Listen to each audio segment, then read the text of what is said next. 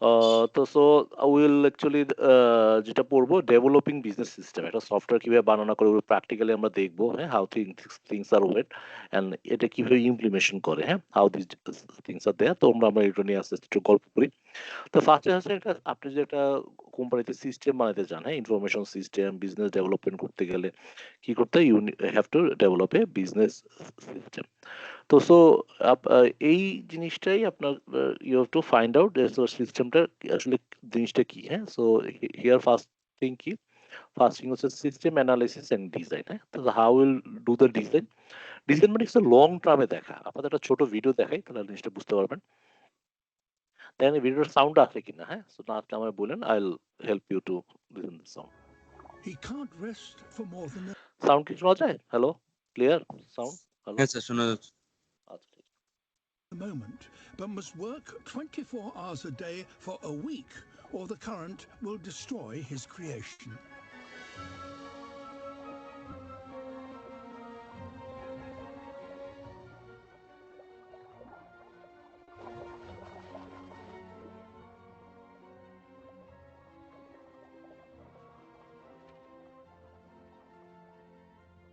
A final tidy up, and his masterpiece is complete.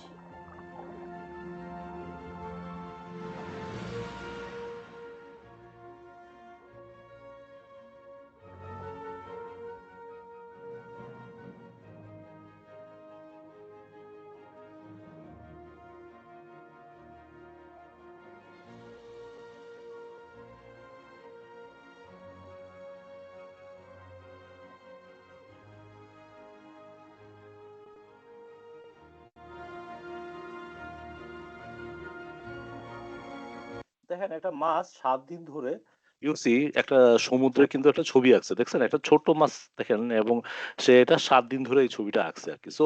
তার কি ছিল যে একটা, তার একটা বিগিং মানে ইন্ডিং মাইন্ডসেট ছিল যে আসলে এটার আউটপুটটা দেখতে কিরকম লাগে। তখন আমরা একটা সিস্টেম যখন ডিজাইন করি বা ইয়ে করি, তখন আসলে আমার থিংস কি এটা আসলে ফিনিশিং কি হবে, ঠিক না? আপনারা যে একটা বাড়ি বানাইতে যান বা যেন কিছু বানাইতে যান, আপনি কিন্তু ইন্ডিংটা চিন্তা করেন। Am I right? আপনারা যে কষ্ট করে সিএ পড়তেছেন, ইন্ডিং কি, হ্যাঁ, আপনার একটা যখনই আপনি চার্টার অ্যাকাউন্টেন্ট হবেন, আপনি কি যেন বলে একটা কি যেন বলে এক্সিও বা করোলা, মানে ভালো গাড়ি পাবেন কোম্পানি থেকে, একটা ফিক্সড ডিজিটাল স্যালারি পাবেন। So your life will be amazing. এই জন্য তো আপনারা সিএ করতেছেন, বার্নিং সো এফোর্ট। সো এইটাই হচ্ছে যে একটা নিয়ম, যে আপনার যখন একটা সিস্টেম ডিজাইন করবেন, তো সিস্টেম ডিজাইন করতে হলে first you have to think about all the end, যে একটা সিস্টেমের ইন কি, আউটপুট কি, ওই জিনিসগুলো আপনার আসলে চিন্তা করতে হবে। সিস্টেম অ্যানালাইস করতে গেলে, so what you have to do is that, you have to এই জিনিসগুলো একটু you have to think of. So that is the thing I want to say. System design করতে গেলে যেটা করতে হয়, overall process by information system are designed and implement within the organization, হ্যাঁ, the system analysis and design। যেটা হয় কি, দুনিয়াতে যত কিছু হয়, আইডেন্টিফিকেশন অফ বিজনেস প্রবলেম, যে আসলে আপনার বিজনেস প্রবলেমটা কি সেটা আইডেন্টিফাই করা এবং সেটার সলিউশন প্রপোজ করা, এবং সেটা হচ্ছে ইনফরমেশন সিস্টেম। যেটা হয় যে আমাদের এখানে নয়, যে কোনো কিছু আছে ওয়ার্ল্ডে, যে কোনো কিছু কিন্তু একটা প্রবলেমের সলিউশন হয়ে আসছে। Am I right or wrong? আপনার একটু আওয়াজ দিন যে আমরা যে কিছুই করি এগুলো কিন্তু আসলে সলিউশনের ইয়ার জন্য আর কি, হ্যাঁ। তো সফটওয়্যার ডেভেলপমেন্টের মধ্যেও যেটা করতে হয়, ফার্স্ট থিং হচ্ছে কি, আপনার আসলে সিস্টেমটা রেডি আছে কিনা, ওর ওর প্রবলেমটা কি সেটা ফাইন্ড আউট করা। যেমন ধরেন না, আপনি যদি আমি সহজে যদি বলি, মনে করেন সাপোজ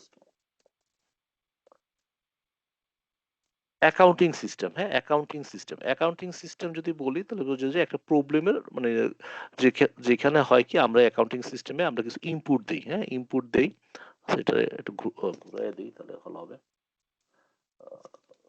এখান থেকে কিছু ইনপুট দিই আমরা অ্যাকাউন্টিং সিস্টেমে, এবং এটা থেকে কিছু হয়, এটা আউটপুট বের হয়। তাহলে আমাদের ইনপুটটা আমরা কি দিই, অ্যাকাউন্টিং একটা সফটওয়্যারে আমরা কি করি, সাপ্লায়ার ইনভয়েস দেই, ক্যামেরা এটা রং, তারপর আছে কি কাস্টমার ইনভয়েস দিই, হ্যাঁ, ইনভয়েস দেই। এগুলো প্রতিদিন ইনপুট দিচ্ছি, বিভিন্ন টাইপের ইনপুট দেই, এন্ট্রি দেই। এখানে মনে করেন পেমেন্টের এন্ট্রি দেই, হ্যাঁ, তারপর কি হয়, জার্নাল এন্ট্রি দিই, ঠিক না, জার্নাল এন্ট্রি দেই। এরকম করে বিভিন্ন ধরনের এন্ট্রি আমরা দিই, হ্যাঁ। যেমন একে ফিক্স অ্যাসেট এডিশন, হ্যাঁ, fix asset addition. So we give lot of input here, হ্যাঁ, ইনপুট উপর বেসিস করে এখানে একটা সেট অফ রুল দেখা থাকে। কি am I right or wrong? এখানে কিছু থাকে কি সেট অফ রুলস, এখানে কিছু রুলস দেখা থাকে যে হ্যাঁ এখানে এটা হলে ডেবিট, এটা হলে ক্রেডিট, ঠিক ঠিক না? যে লাইবিলিটি, লাইবিলিটি হয়তো ধরেন ক্রেডিট, হ্যাঁ, তারপর ব্যাংক ডেবিট। আমি জাস্ট বলতেছি আর কি যে বিভিন্ন ট্রানজেকশনের বিভিন্ন ধরনের রুল লেখা থাকে যে আপনার কোনটা কি হবে না হবে, হ্যাঁ। সো আপনার কিন্তু এখানে রুল লেখা থাকে যে অ্যাকাউন্টিং এর রুল লেখা থাকে এবং সেই অনুসারে আমরা আউটপুট দেখি। আউটপুট কি দেখি? আউটপুট দেখি আমরা ইনকাম স্টেটমেন্ট, ঠিক না? ইনকাম স্টেটমেন্ট, ব্যালেন্স শিট এগুলো আমরা দেখি। তো মানুষের প্রথমে একটা সমস্যা কি তার অ্যাকাউন্টিং সিস্টেমের সমস্যা, হ্যাঁ। তো ওইখান থেকে ওরা কি করে, প্রথমে আমরা যেটা করি ফাইন্ড আউট করি যে তার আসলে অ্যাকাউন্টিং সিস্টেমে কি হচ্ছে, তারা ফাইন্যান্সিয়াল রিপোর্ট দেখতে পায় না। তাহলে এখান থেকে এই যে cash flow cash flow statement, হ্যাঁ, এই যে জিনিসগুলো this thing actually from the system we can deliver. তো এখানে যেটা হয় কিছু ইনপুট থাকে, ইনপুটের এগেনস্টে কিছু সেট অফ ডিটেলস প্রসেস করে সে কি করে এরকম কিছু ইনকাম স্টেটমেন্ট, ব্যালেন্স শিট এগুলো ডিজাইন করে। তো এখানে আমরা কি থাকি, এখান থেকে আমরা ডাটা এন্ট্রি দিই, আর এখানে এটা প্রসেস করে বেসড অন রুল, প্রসেস করে এখানে আমরা কি দিই, এখানে হচ্ছে আমরা ইনফরমেশন পাই। কি জিনিসটা কি এরকমই তো হওয়ার কথা নাকি? Am I right or wrong? আমি কি ভুল বললাম নাকি? Hello, hello. Yes, sir, right. তো এই জিনিসটা আসলে ডিজাইন করতে হয়, you have to design this thing. তো এই ডিজাইনের জন্যই যেটা বলছে যে তুমি একটা প্রবলেম করবে যে এটা অ্যাকাউন্টিং এর সলিউশন, তাহলে আমার ইনফরমেশন সিস্টেমের আকারে আমি প্রপোজ করবো। ইনফরমেশন সিস্টেমের আসলে কিভাবে কাজ করে সেই জিনিসটা, এবং সেটা কি করতে হবে, এই প্রবলেম আইডেন্টি করে ওই সলিউশনটা ইমপ্লিমেন্ট করা, যে আসলে সে আসলে ঠিক মতো এক্সিট করতেছে না। যে ভাই আমার টাকা পয়সার হিসাব নাই, ম্যাক্সিমাম আমরা যখন বড় বড় এমডির সাথে কথা বলি, তারা সবসময় বলে ভাই আমার একটাই প্রবলেম, আমার হাতে কয় টাকা আছে আমি জানি না, আমার হাজার হাজার কোটি টাকা, কিন্তু অ্যাকাউন্টসে যদি বলি সে আবার বলতে পারে না যে আমার এখন কয় টাকা আছে। তো কারণ কি, তার কাছে কোনো রিয়েল টাইম ইনফরমেশন নাই যে এই মুহূর্তে কয় টাকা আমি সাপ্লায়ার পেমেন্ট দিব, কয় টাকা আমার কাস্টমারের কাছ থেকে আমার কাছে পাওয়া আছে, আমার এখন কি জন্য বলে রিসিভেবল কত, রিয়েল টাইমের কোনো ইনফরমেশন নাই। তো এই যে প্রবলেম গুলা, সেই জন্যগুলোই কি জন্য বলে সিস্টেম ডিজাইন করে। যেমন এটা মনে করেন অ্যাকাউন্টিং ফাইন্যান্সিয়াল, তখন আমরা এখান থেকে আপনি কিন্তু সহজে বুঝতে পারবেন যে হ্যাঁ আমার পেয়েবল যদি হয় ক্যাশ থেকে পেমেন্ট করতে হয়, আমার রিসিভেবল ক্যাশ ঢুকে, ইনভেন্টরি যখন ঢুকে তখন আমার কি জন্য এই ক্যাশ বের হয়ে যায়, ঠিক না? তারপর ইনভেন্টরিটা আমার কি হয়, জিএল এ হিট হয়, অ্যাসেট আবার কি হয়, জিএল এ অ্যাড হয়। তো প্রত্যেকটা জিনিসের একটা কি হয়, সিস্টেম একটা ইন হয় আর একটা আউট হয়, এছাড়া তো সিস্টেম নাথিং এলস। তো এই সিস্টেমটা এমনভাবে ডিজাইন করা, আপনার অ্যাকাউন্টিং এর যত কিছুই হয় না কেন, through the system you can understand যে আসলে জিনিসটা হয় কিনা। তো এইটাই আসলে একটা, যখন আপনি একটা সিস্টেম ইমপ্লিমেন্টেশন করবেন, first you have to design the system, এবং ওইটা কিভাবে সফটওয়্যারের মাধ্যমে, কিভাবে ইনফরমেশন সিস্টেমের মাধ্যমে ইমপ্লিমেন্ট করা হয় সেটা জানার জন্য কাজ করতে হবে। তো ফার্স্ট থিং কি, ফার্স্টিং হচ্ছে starting the system life development process, যে আসলে একটা সিস্টেম যখন তৈরি করতে হবে, সিস্টেমের জন্য ডেভেলপ কি জন্য করবেন, হ্যাঁ। তো সেখানে দুটো জিনিস আছে, একটা হচ্ছে ট্রানজিবল বেনিফিট, যে যেটা হয় কি যে আপনি যখন কাজ করবেন তখন আসলে আপনার সেল বাড়বে, যদি আপনি যত অটোমেটেড করেন ভুল কম হবে, সেল বাড়বে। তো ওগুলো নিয়ে we can work on it, হ্যাঁ। এবং আমি যদি বলি যে যত বেশি অটোমেশন হয় তত কি হয়, সেলস এন্ড আদার থিংস আর ইনক্রিজ, হ্যাঁ। আহ, এবং যেটা হয় ইনফরমেশন প্রসেসিং জিনিসগুলো কি হয়, মানে বৃদ্ধি বৃদ্ধি পায়। আহ, তো যেটা হচ্ছে আমরা যখন, আমি যেমন সিম্পল উদাহরণ দেই, মনে করেন আমি একটা মাল্টিনেশনাল কোম্পানির চাকরি করতাম, তো ওইখানে প্রায় ওরা একটা সফটওয়্যার ইআরপি ইমপ্লিমেন্ট করতে ওরা প্রায় 10 কোটি টাকা ইনভেস্টমেন্ট করছে। ধরেন 10 কোটি টাকা তারা কেন ইনভেস্টমেন্ট করছে বলেন, এনিওয়ান? মানে এত টাকা দিয়ে তো একটা নতুন ম্যানুফ্যাকচারিং প্লান্টও খোলা যায়। 10 কোটি টাকা দিয়ে why they invest so much money? Hello, কেউ বলতে পারে কেন তারা একটা ইআরপি করছে উইথ কি জন্য বলে এত টাকা দিয়ে আর কি? স্যার সাউন্ডটা অনেক আস্তে আসছে। এখন কি ঠিক আছে না এখনো একটু সমস্যা আছে? হ্যালো। হ্যাঁ স্যার, এখন ঠিক আছে। আচ্ছা আচ্ছা আচ্ছা। তো মাই কোশ্চেন ইজ দ্যাট একটা কোম্পানিতে, একটা মাল্টিনেশনাল কোম্পানি দে মনে করেন 10 কোটি টাকা ইউজ করে একটা সফটওয়্যার কেন করছে আপনারা কেউ বলতে পারেন? এনিওয়ান?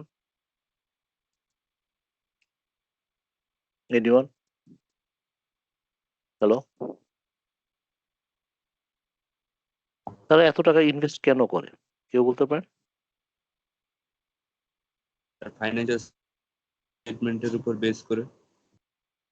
হ্যাঁ, তাদের ভিজিবিলিটি দরকার, ভিজিবিলিটি দরকার। আমি যে কোম্পানিটার নাম করতেছি ওরা মনে করেন ব্যাংক থেকে লোন আইনা তারা ব্যবসা করে। হ্যাঁ, এখন যদি আপনি ঠিকমতো সেল না করতে পারেন তাহলে কি হবে?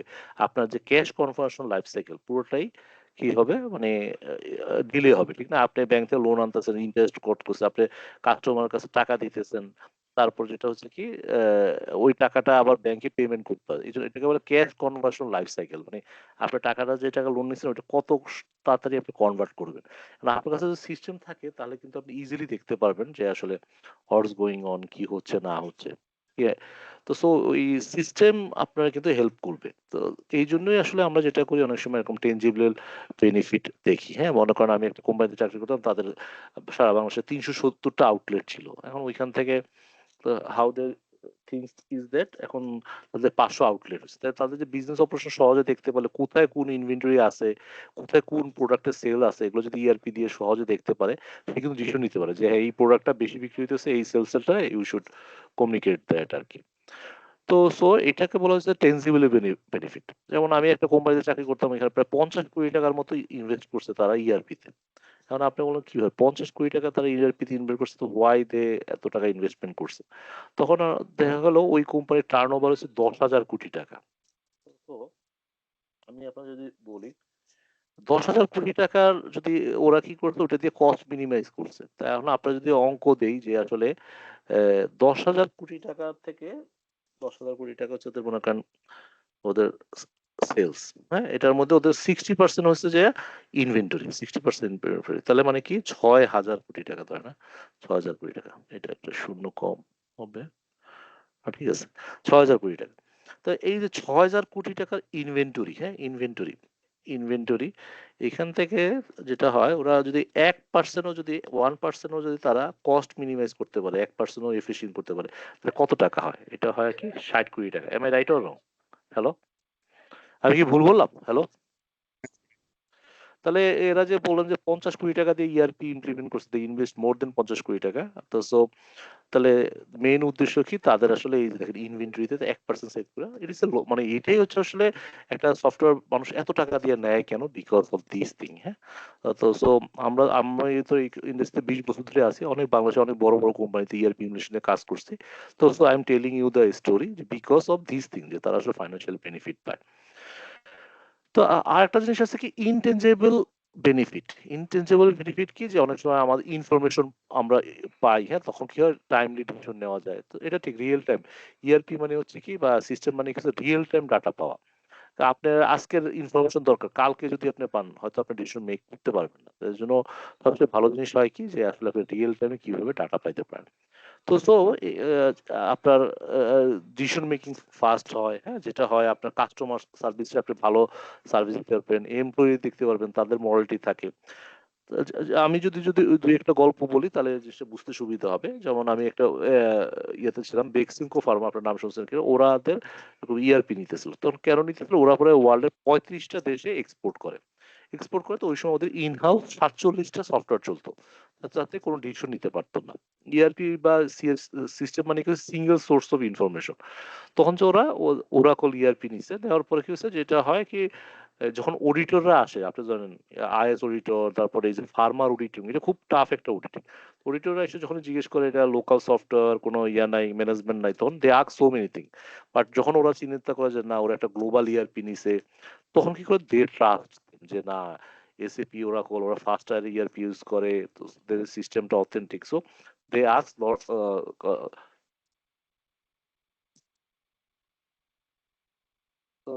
দে আস্ক লট, তারা লেট কোশ্চেন করে। আমি কি জিনিসটা বুঝতে পারছি? যখন আপনি আপনি মনে করেন সিএ করেন নাই, ইন্টারভিউতে দিতে যাবেন, দেখবেন সিএ তে কি ইয়ে কি করবে, অনেক কোশ্চেন করবে। আর আপনি যখন সিএ পাস করে ফেলবেন তখনই বলবে স্যার কোন গাড়িটা নিবেন, কয় টাকা স্যালারি নিবেন। কি ভুল বললাম?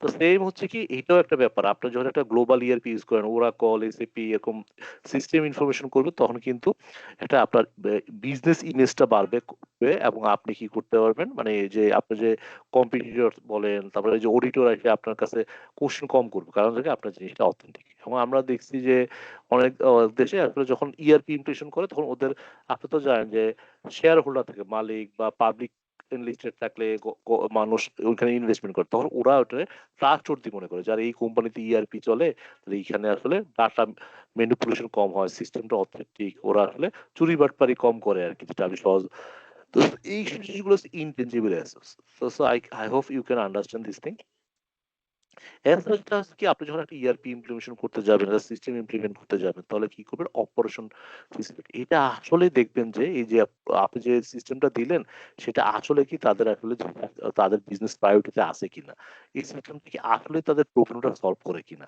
এবং এটা কি তাদের এই স্ট্রাকচারের জন্য ঠিক আছে কিনা আপনি অনেক কিছু চিন্তা করলেন কিন্তু আসলে এটা না ওয়ার্ক করতে পারে যেমন ওয়ার্ক এনিহোয়ার যদি আপনি দেখেন ওয়ার্ক এনিহোয়ার যদি ছোট ভিডিও দেখেন আপনার জিনিসটা বুঝতে সুবিধা হবে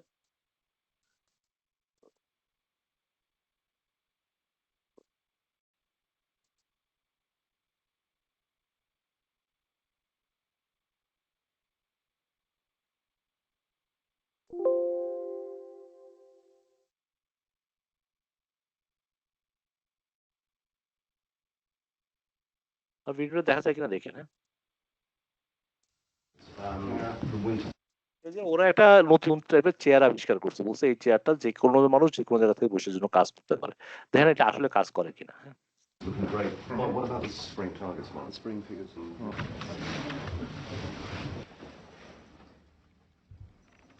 To help your staff feel more at home, you could try beanbags.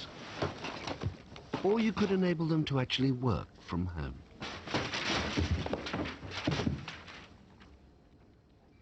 What do you think? Sorry. আপনাদের কি মনে হলো যেটা আসলে কাজ করে না করে না হোয়াট ডু ইউ থিঙ্ক এখন রাইট নাও হ্যালো সবাই ভিডিওটা দেখছেন সবাই হ্যালো সাউন্ড শোনা গেছে হ্যালো হ্যালো ওয়ার্ক করেন হ্যাঁ ওয়ার্ক করে না হ্যাঁ এইটাই আসলে রিয়েলিটি আর কি যে আমরা অনেক সময় বলি যে ইট উইল ওয়ার্ক বাট আসলে এটা আসলে ওয়ার্ক করে না আর কি হ্যাঁ আমাদের ইয়েতে আর কি তো ওই জিনিসটাই আসলে মেক শিওর করা যে আসলে কাজটা করে কি করে না আর কি হ্যাঁ তো তো এইটাই হচ্ছে যে অপারেশন ফিউটি আপনারা চিন্তা করবেন ইট উইল ওয়ার্ক আসলে দেখা যাবে কি এটা আসলে কাজ করে না হ্যাঁ যেটাকে বলা হচ্ছে কি অপারেশনাল ফিজিবিলিটি যে অপারেশনে আসলে কাজ করে কি করে না আর কি তারপরে যেটা হয় যেটা ইকোনমিক্যাল ফিজিবিলিটি যে হ্যাঁ আপনি কস্ট সেভিং এই যে বললাম যে কেউ 500 কোটি টাকা দেয় কেউ এত কোটি আসলে কি আসলে এই রিয়েলি ওর্থ ইট আসলে এটা কি কাজ করে কি করে না হ্যাঁ so you have to find it out যে আপনি যে আহ, এত টাকা ইনভেস্ট করতেছেন বললাম না একটা ERP তে আমি দেখছি 10 কোটি টাকা করছে একটা দেখছি 50 কোটি টাকা খরচ করছে ভাই দিস এন্টারপ্রেনার এই জিনিসগুলো এত টাকা খরচ করে এটা আসলে ওর্থ কিনা তো যেমন এটা কি আসলে তাদের কস্ট সেভ করে কিনা তাদের রেভিনিউ বাড়ায় কিনা হ্যাঁ এবং যেটা হচ্ছে তাদের ইনভেস্টমেন্ট রিকোয়ারমেন্ট কমায় কিনা প্রফিট বাড়ায় কিনা এগুলো তো সব কোশ্চেন এটা কি অল আর কোশ্চেন কি আমার রাইট অর রং আমি কি ভুল বললাম তো সো এখানে যেমন দেখেন আপনার একটা উদাহরণ দিই যে এখানে ইউপিএস কি করছে এই কেস স্টাডি একটু পড়েন আপনার মন দিয়ে so you can understand first you go through then I can explain I give you 30 second to 1 minute to study then I think you should then we can discuss হ্যাঁ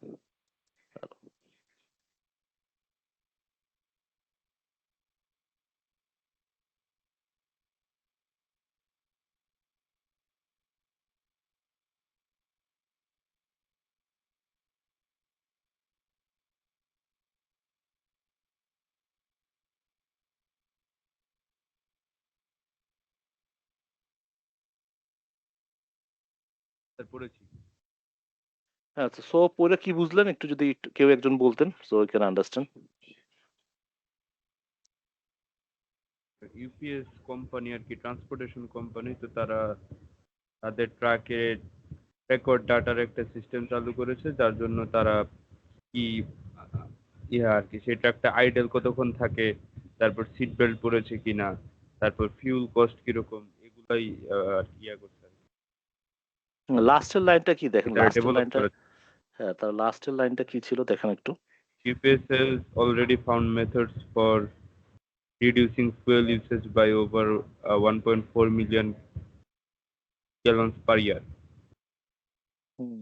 sir, এইটাই এবং হচ্ছে এই মেথডটা ইউজ করে তারা 1 ইয়ারে 1.4 million গ্যালন্স user করেছে, হুম হুম না মানে রিডিউস করেছে আর কি। এইটাই আপনাদের বুঝে দেওয়ার চেষ্টা করতেছিলাম যে আসলে মানে আপনি যদি ধরনের সিস্টেম একটা ইউজ করেন তাহলে কিন্তু আসলে এই বেনিফিটটা আপনারা পাবেন আর কি, হ্যাঁ, যেটা এইটাই আসলে আপনার টাইম সেভিং বলেন, কস্ট সেভিং বলেন, এটাতে আসলে অনেক দূর আগায় নিয়ে যায় আমি যেটা দেখছি আর কি। হ্যাঁ, সো এইটাই আসলে বিউটি, যে একটা ভালো সিস্টেম রান করার বিউটি হচ্ছে এটাই যে ইট ডেফিনেটলি মানে আপনার এমন জায়গায় নিয়ে যাবে যেটা আসলে আপনার জন্য মানে কস্ট সেভিং। তো মানুষ আসলে যখন সফটওয়্যার নেয় তখন মানুষ এইটাই সবার আগে চিন্তা করে যে আসলে এটা আসলে হাউ মাস কস্ট আসলে এটা সেভ করবে আর কি।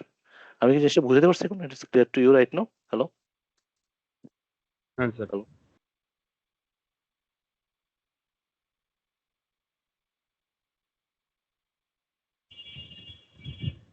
তো সো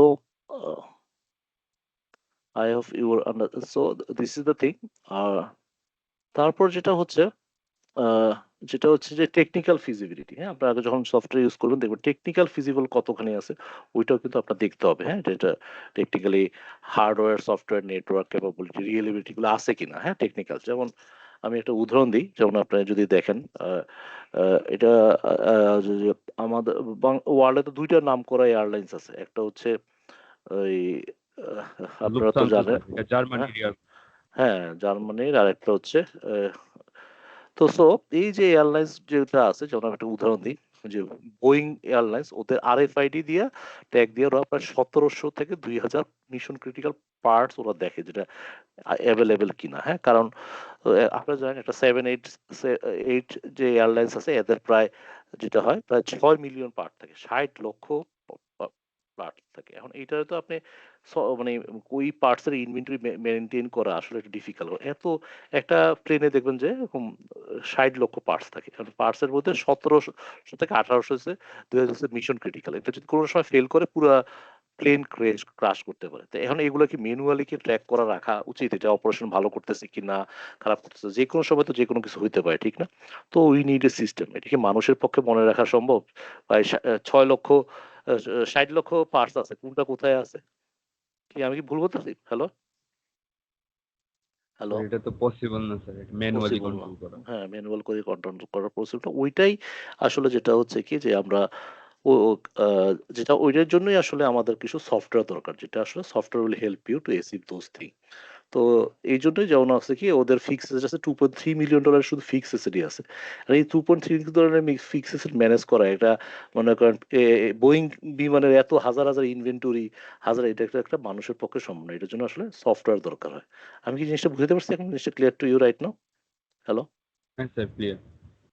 সো এই জন্য আসলে আমাদের যেটা করতে হয় যে সফটওয়্যার নিতে হয়, এবং এই সফটওয়্যার আসলে হেল্প করে আর কি আমাদেরকে, হ্যাঁ, সো জিনিসটা ক্লিয়ার টু ইউ? আচ্ছা, সো হ্যাঁ এই স্যার, জন্য ক্লিয়ার। বললাম যে সবকিছু আসলে ম্যানুয়াল করা it is difficult, difficult for everyone আর কি। Hopefully you you understand the problem. Then হচ্ছে হিউম্যান ফ্যাক্টর, একটা বড় ব্যাপার হচ্ছে কি আমাদের আসলে রাইট পিপল রাইট ঠিক মতো নাই আর কি, হ্যাঁ, তো যেটা আসলে কি যে মানুষের একটা ব্যাপার যে আমরা যে এমপ্লয়ি বলেন বলেন এদেরও তো আসলে মানে ফিটনেস দেখতে হবে যে ওরা আসলে রাইট আছে কি না আছে, এটা একটু দেখার একটা বড় ব্যাপার আছে। কি আমি ভুল বললাম? হ্যালো? হ্যালো? না স্যার।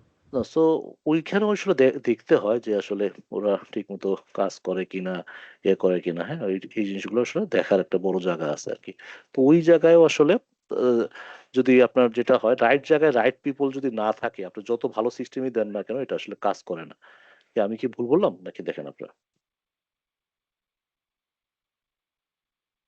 আপনার যদি মানে পাইলট একটা কথা বলে যে it is not all about the plane, it is all about the pilot, ঠিক না? যদি পাইলট যদি ভালো না হয় আপনার যত ভালোই প্লেন মানে মানে দেন না কেন, হ্যাঁ, সে উড়াইতে পারবে না। কি ভুল বললাম? হ্যালো? হ্যাঁ স্যার। হ্যালো? তো সো যেটা হয় সেটা বড় ইম্পর্টেন্ট ফ্যাক্টর হচ্ছে আসলে মানে অল অ্যাবাউট হচ্ছে পাইলট। ওই পাইলটটা একটা বড় ভালো না থাকলে আসলে করা ম্যানেজ করা আসলে ডিফিকাল্ট আর কি।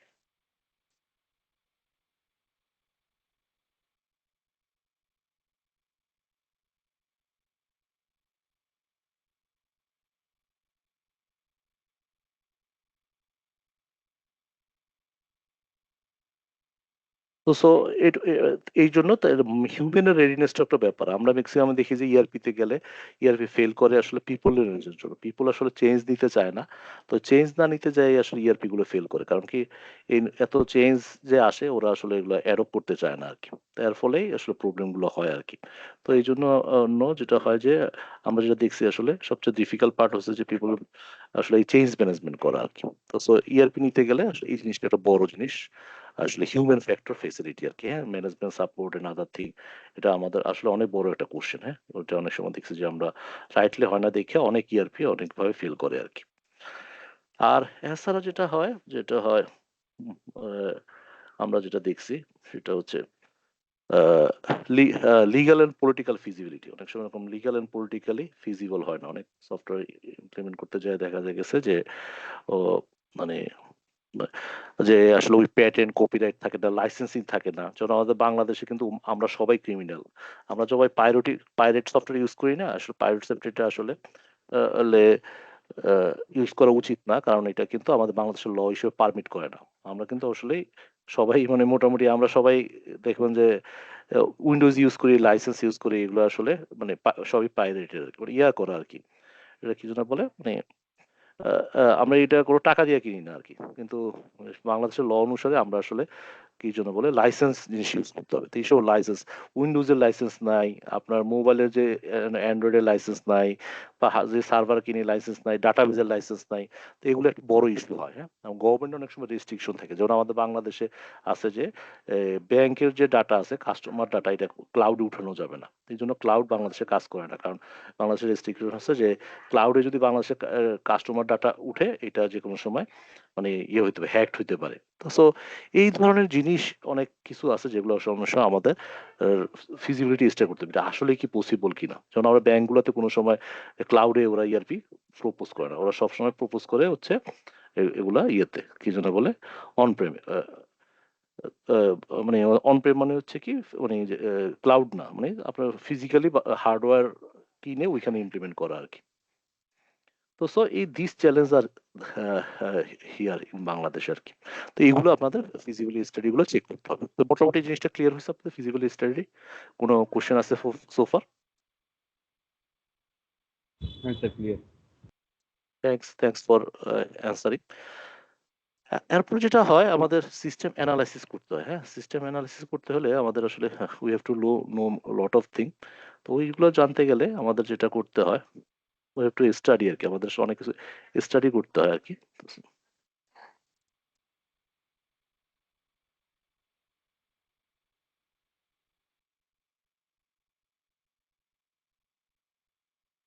জাস্ট মিনিট, আমার একটু ব্রেক দেন।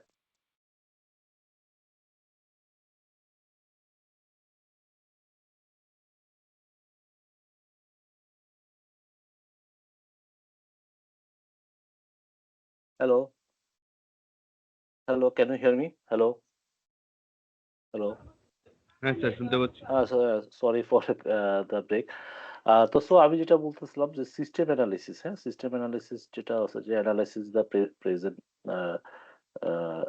সিস্টেম, যেটা হচ্ছে যে যখন কোনো কিছু করতে গেলে আসলে যেটা বুঝতে হবে যে কারেন্ট সিস্টেমটা কি সেটা আসলে অ্যানালাইসিস করা আর কি। হ্যাঁ, ইআরপির আগে এটা একটা বড় জিনিস যে আসলে আসলে ওদের কি আছে না আছে কারেন্ট সিস্টেমটা অ্যানালাইসিস করা সবচেয়ে বড় ইম্পর্টেন্ট কাজ আর কি। হ্যাঁ, সো এটার জন্য যেটা হচ্ছে কি আসলে মানে ডিটেল স্টাডি ইনফরমেশন নিডেড কোম্পানির কি দরকার, ইন্ডিভিজুয়ালের কি ইনফরমেশন দরকার। হ্যাঁ, আর এগুলো আসলে ডিটেল স্টাডি করতে হয়, এবং অ্যাক্টিভিটি রিসোর্স এগুলো কি কি আছে এগুলো দিয়ে স্টাডি করতে হয়। আমি ইনফরমেশন ক্যাপাবিলিটি ওরা আসলে ইনফরমেশন মিট করতে পারে কিনা, হ্যাঁ, এগুলো নিয়ে they want to actually discuss. তো সো এটা একটা ইম্পর্টেন্ট থিং যে যে কোনো সিস্টেমে যে আসলে detail study and other things আছে কিনা এবং এটা আসলে ওয়ার্ক করে কিনা।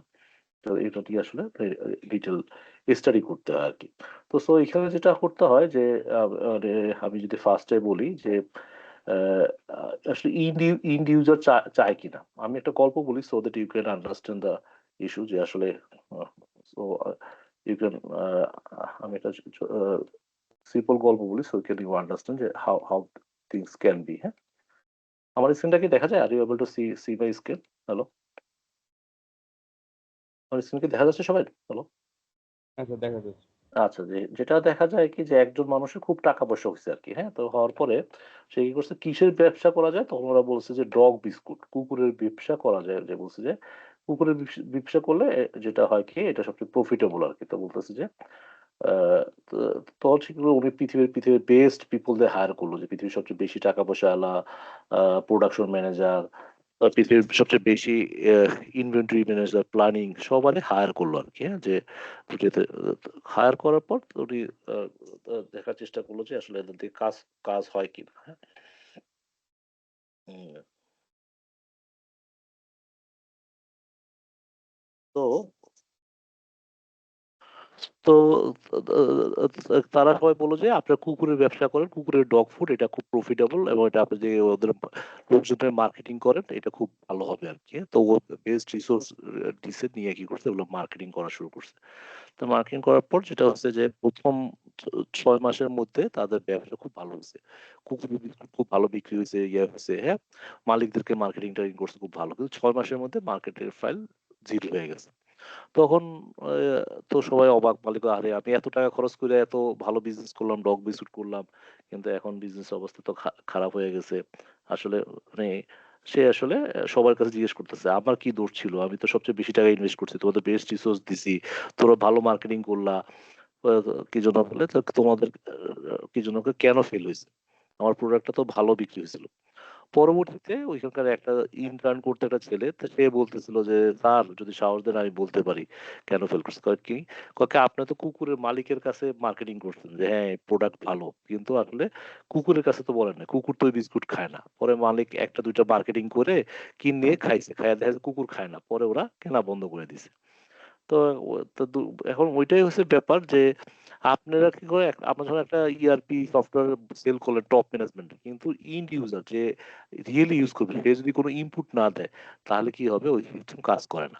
যেরকম আমরা গেছি আর সফটওয়্যার ইমপ্লিমেন্ট করতে, তো ইমপ্লিমেন্ট করছি, তখন বিল দিতে গেছে পরে আমাদেরকে এমডি ডাকছে, "এই তো ওদের বিল দাও।" তখন, "স্যার ওদের এই বিল তো দিব, রিপোর্ট আসে না।" তখন আমরা জিজ্ঞেস করলাম, "রিপোর্ট তো আসার কথা।" পরে আমরা যাই দেখি ওরা সফটওয়্যারে কোনো এন্ট্রিই দেয় নাই। এখন সফটওয়্যার যদি কোনো এন্ট্রি না দেয় আপনার কি রিপোর্ট আসবে? আসবে না। তো এই যে জিনিসটা এনালাইসিসটা আসলেই এক কোম্পানির নিড আছে কিনা, এন্ড ইউজার আসলে ইউজ করবে কিনা, এটাও একটা বড় ধরনের ব্যাপার।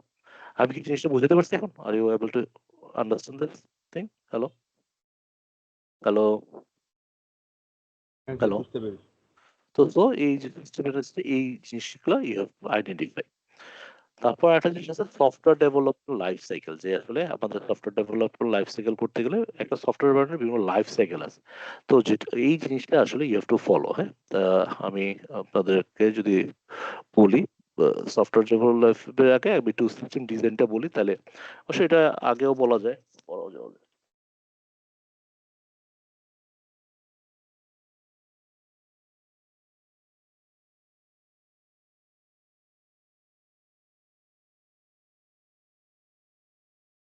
সফটওয়্যার ডেভেলপমেন্ট লাইফ সাইকেলটা হচ্ছে অনেকটা এরকম। দেখেন,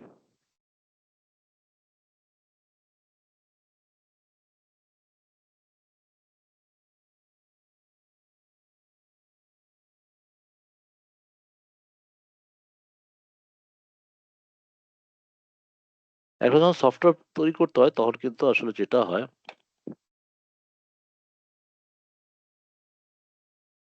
এই ছবিটা যদি দেখেন যে ওরা এই সফটওয়্যারটা তৈরি করতে যায় যে আহ,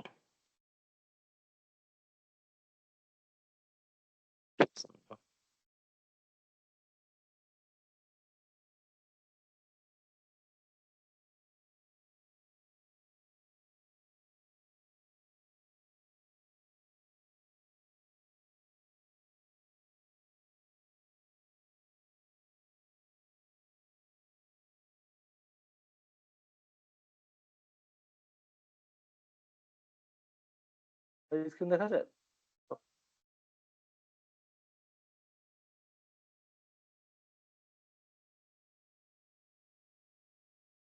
আমার স্ক্রিন কি দেখা যায়? আপনারা দেখতে পাচ্ছেন স্ক্রিন? হ্যালো?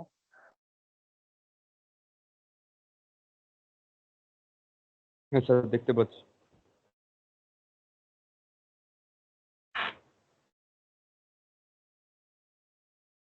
তো যখন একটা সফটওয়্যার ডেভেলপমেন্ট কাজ করে তখন যেটা হয় যে এরকম একটা লাইফ সাইকেল থাকে। প্রথমে সফটওয়্যার কনসেপ্ট ইনিশিয়েট হয়, হ্যাঁ? তারপর আমরা প্ল্যানিং করি, তারপর সফটওয়্যার রিকোয়ারমেন্ট অ্যানালাইসিস করি, তারপর ডিজাইন করি, তারপর এটা ডেভেলপমেন্ট করি, তারপরে এটা কি হয় বিভিন্ন ধরনের টেস্টিং করি, করে আমরা ইমপ্লিমেন্ট করে পরে কাস্টমার কাছে যাই। তো প্রত্যেকটা সফটওয়্যার ডেভেলপমেন্ট একটা লাইফ সাইকেল থাকে, হ্যাঁ? এক একটা এই যে লাইফ সাইকেলটা যেটা থাকে বা আপনার এখান থেকেও আমি দেখাইতে পারি। তো এই জিনিসটা আসলে ভেরি ইম্পর্টেন্ট।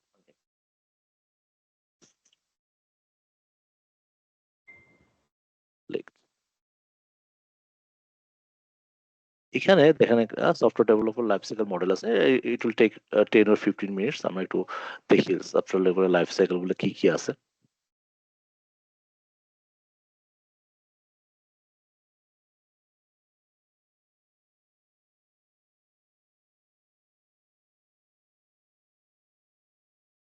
তো সফটওয়্যার ডেভেলপমেন্ট হচ্ছে কি আসলে আমাদের বিভিন্ন ধরনের সফটওয়্যার যখন লাইফ সাইকেল থাকে তো এটার কাজ হচ্ছে কি যে আসলে আমরা যখন সফটওয়্যার বানাই দেখবেন যে $85 মিলিয়ন ব্যাড কোড, এই যে ছোট ডেভেলপিং যখন বানায় $80 মিলিয়ন আসলে লস হয়, হ্যাঁ? এবং গুড কোড হলে আমরা এরকম সুন্দর করে কোড করা যায়, ব্যাড করতে এগুলো কেউ রিভিউ করার কেউ নাই। গ্যাপ যে একটা সফটওয়্যার বানাইতে গেলে অনেক ধরনের ফোর্স ইনপুট করতে ডিজাইন করতে হয়, হ্যাঁ? তো এই জন্য আসলে দ্যার ইজ নো গুড ইয়ে আর কি যে মডেল। ওরা তখন কি করছে এইসব জিনিসের জন্য একটা মেথোডলজি ইউজ করছে যে আসলে আমরা সফটওয়্যার বানাতে গেলে আসলে বিভিন্ন ধরনের মেথোডলজি ইউজ করতে হয়। যেমন কি understanding the waterfall method. Waterfall method কি যে আমরা যে সমুদ্রের ওয়াটারফল তো হচ্ছে আসলে ঝর্ণা, ঝর্ণা কি একদিকে পড়ে, হ্যাঁ? তো ওয়াটারফল মেথড হচ্ছে কি যে আপনি এরকম ডেফিনিশন কি যেটা হচ্ছে কি যখন সফটওয়্যার যখন আপনার রিকোয়ারমেন্ট গুলো খুব ফিক্স থাকে তখন এক স্টেজ থেকে আরেকজন সহজে মুভ করতে পারে। ওয়েল ডিফাইন্ড রিকোয়ারমেন্ট থাকে তখন আসলে আমরা ওয়াটারফল মেথড ইউজ করি। কর্মক্ষেত্রে মানে কি প্রথমে রিকোয়ারমেন্টটা গ্যাদার করা, সফটওয়্যারটা ডিজাইন করা, তারপর ইমপ্লিমেন্টেশন করা, ভেরিফিকেশন করা, মেইনটেইন করা। তো এরকম যেখানে আপনি যে রিকোয়ারমেন্ট ওয়ান ওয়ে, এটা রিভার্স যাওয়া যায় না। সো কি করে রিকোয়ারমেন্ট গ্যাদার করে ডিজাইন করে, হ্যাঁ? তো এটা হচ্ছে ওয়াটারফল মেথড, হ্যাঁ? ফেজে ইনফরমেশন গ্যাদারিং করা, ডিজাইনিং করা, হ্যাঁ? দেন হচ্ছে যে ইমপ্লিমেন্টেশন করা জিনিসটা, এবং টেস্ট করা, এবং ফাইনালি হচ্ছে কি আহ, হচ্ছে এটা মেইনটেনেন্স করা। তো এইটা হচ্ছে কি ওয়াটারফল মেথডের মানে প্রথম অংশ। তার এটার সুবিধা কি এটা আসলে খুব সহজে ইমপ্লিমেন্ট করা যায়, সিম্পলিক্স কোন ডিসিপ্লিন আছে খুব সহজে ইমপ্লিমেন্ট করা যায়, হ্যাঁ? এবং কস্টও কম, হ্যাঁ? তো এই জিনিসটা মানে সুবিধা। আর অসুবিধা হচ্ছে কি এটা চেঞ্জ করা যায় না। অনেক সময় নতুন নতুন জিনিস যদি আসে তখন কি করে ইনফ্লেক্সিবল, চেঞ্জ হয় না, প্রথম থেকে শুরু করতে হয়। মাঝখান দিয়ে আপনার যদি চেঞ্জ আসে আবার প্রথমে যায় শুরু করতে হবে। তাহলে এটার সময় ইনফ্লেক্সিবল, এবং অনেক সময় ফিডব্যাক লাগে। একটা ফিডব্যাক যদি হয়, মনে করেন একটা নতুন জিনিস ঢুকাইতে চান তখন সেই করবে ওই ওয়াটার ফেল আবার প্রথম দিকে আসতে হবে। এখানে আবার প্রথম দিকে এসে আবার শুরু করতে হবে। নতুন রিকমেন্ড এখান থেকে মাঝখানে ঢুকাতে পারবেন না, পুরো জিনিসটা নতুন করে শুরু করতে হবে। এটাকে বলা হচ্ছে ওয়াটারফল মেথড। যেটা পানি যেভাবে একদিকে গড়ায় সেরকম হচ্ছে রিকোয়ারমেন্ট গুলো একদিকে গড়ায়। জিনিসটা ক্লিয়ার? আপনারা যে বুঝতে পারবেন? Hello, any question? হ্যালো? হ্যাঁ স্যার। আচ্ছা, সেকেন্ড থিং হচ্ছে এজাইল মেথড। এজাইল শব্দের অর্থ কি? এজাইল শব্দের অর্থ কেউ বলতে পারেন? এনিওয়ান? এজাইল শব্দের অর্থ? হ্যালো? এজাইল। স্যার স্পাইরাল কিছু। আচ্ছা, আমি একটা ভিডিও দেখাই তাহলে আপনার জিনিসটা বুঝতে সুবিধা হবে।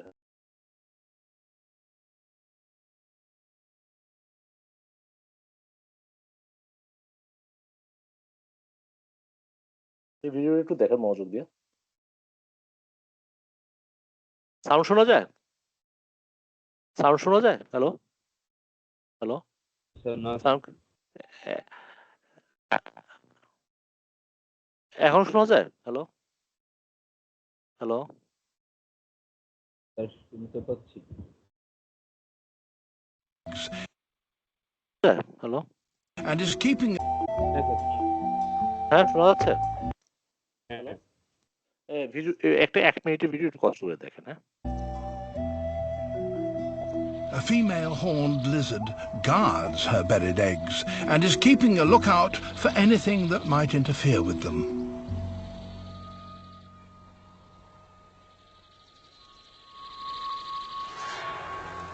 A western patch-nosed snake. It is an egg eater. And she won't stand for it.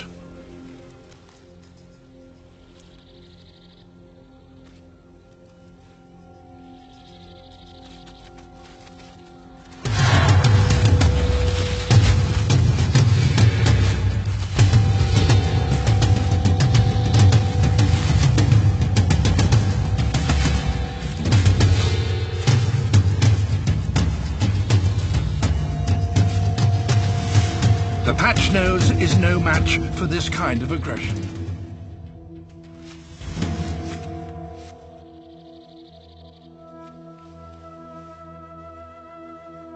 Her eggs are safe, for now. Another predator, a coach whip snake, and this species is a lizard eater. And she can tell the difference. The snake is too fast for her to outrun it, so she makes herself look larger and taller. The snake is wary of swallowing anything that looks as big and as spiky as this. And now the lizard plays her trump card.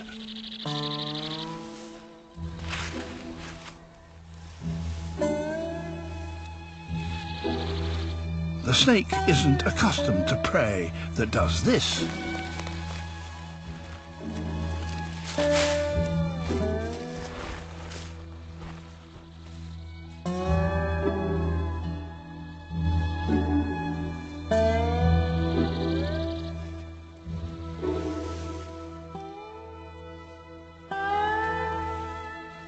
One very confused snake.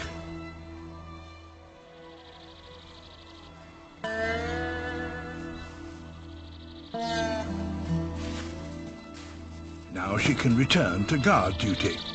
And several months later, she's rewarded with her first baby. তো আপনারা তো দেখলেন যে সে কি করলো, একটা সাপ তারে তাড়া করলো, তার ডিমগুলো খাইতে আসছিল। হ্যাঁ, আপনারা দেখছেন না, ডিম খাইতেছে, সে সাপটারে তাড়া করলো, ঠিক আছে।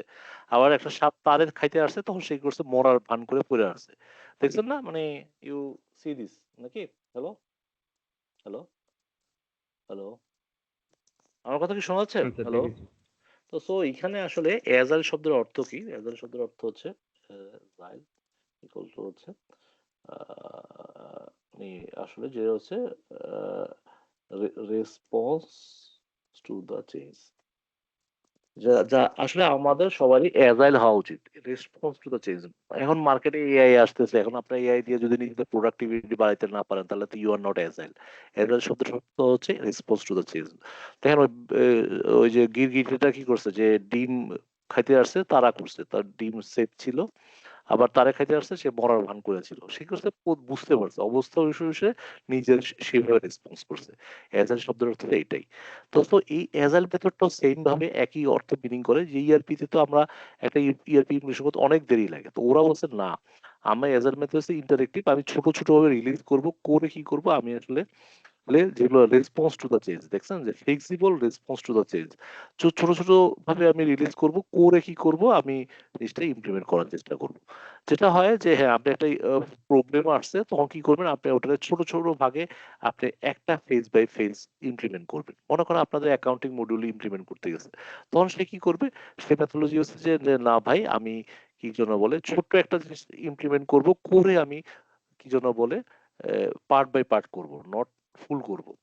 এবং এখানে দেখেন এরা একটা দেখেন হার্ভার্ডের সবচেয়ে বড় একটা মেথোলজি বলে টাইম বক্স মেথোলজি। দেখেন এজাইল ওরা সাপোর্ট করে, যেটা আমি জাস্ট ছোট একটা ভিডিও দেখাই, সো দ্যাট ওরা কি করে, যেগুলো আসলে দরকার সেগুলোর উপর ফোকাস দেয়, নট সব কিছু। হ্যাঁ, দেখেন ইট ইজ ভেরি পপুলার একটা method. This is Harvard's most effective productivity method. In 2018, Harvard conducted a study of the 100 most effective productivity methods, and time boxing ranked as #1. I show you how to time box in these 3 simple steps. The first step is called brain dumping. That is a technique recommended by experts to formulate your thoughts onto paper. Then we identify the 3 most important tasks for the day. This ensures that you don't overlook your most critical goals. And finally, we timebox, meaning we allocate a specific time to each task. This gives us a visual representation of how much time you have to achieve each goal. If you also want to achieve your goals, then get the step-by-step timebox guide, including templates and the Timebox Notion app. The link is in the description. আপনারা দেখুন video. Hello hello, তবে অনেক ধরনের মানে এগুলো time বক্সে অনেক ধরনের মেথড আছে, যে যেটা যখন দরকার কানবান আমরা ইউজ করি খুব কম, ছোট ছোট প্রজেক্টে এরকম কানবান ইউজ করি, যে যে যেগুলো ব্যাকলগ কি আছে, আমরা এখন কি করতেছি, রিভিউ কি কোনটা হচ্ছে, মানে সহজে যাতে একটা ছোট প্রজেক্ট সহজে উঠানো যায়। হ্যাঁ, তো এজাইলের অর্থ হচ্ছে কি আমার যেরকম দরকার সেরকম, আমার সবকিছু দরকার না। ও কি করে, যখন একটা প্রজেক্টে আসে এরকম বিভিন্ন ধরনের, যখন যে দরকার সেই ধরনের মানে সে রিলিজ দেয়। সে বলছে না আমার বড় সফটওয়্যার ইমপ্লিমেন্ট আমি করতে চাই না, আমি কি করে ছোট ছোট সফটওয়্যার আমি রিলিজ দিয়ে আমি দেখবো যে আসলে কি অবস্থা ইমপ্লিমেন্ট, ছোট ছোট জিনিস ছোট ছোট ইমপ্লিমেন্ট করে করে আস্তে আস্তে আগাবো। এই জিনিসটাকে আসলে বলা হচ্ছে কি অ্যাজাইল মেথড। যেমন আমি একটা উদাহরণ দিই, যেমন আমাদের আপনি যদি দেখেন ডেমো.ওডো, এটা একটা সফটওয়্যার, আপনারা এটা ফ্রি দেখতে পারবেন। এখন ওরা কি করছে, একবারে সেটা রিলিজ দেন, ওরা কিন্তু ছোট ছোট মডিউল বানাইছে। এই যদি আপনি ডেমো.ওডোতে যান দেখবেন যে ওদের কিন্তু হাজার হাজার এখানে মডিউল আছে। ওরা কি করছে, পুরো সফটওয়্যার একবারে করে নেয়, আজকে এটা করছে, যেটা করছে সেটা রিলিজ দিচ্ছে, পরে আরেকটা করছে, আস্তে আস্তে করছে। এর ফলে হয় কি, ওরা আসলে জিনিসটা মানে তো কি জন্য বলে, আস্তে আস্তে করার ফলে কিন্তু জিনিসগুলো এফিসিয়েন্ট হয়। আপনি যদি একবারে সব করতে চান অনেক সময় নয় ভুল হইতে পারে, কিন্তু আপনি যদি এরকম ছোট ছোট ভাবে যদি আগান তাহলে কিন্তু জিনিসটা অনেক ফাস্টার হয়। হ্যাঁ, আমি জাস্ট একটু দেখাচ্ছি আপনাদের, so that you can understand. হ্যাঁ, একটু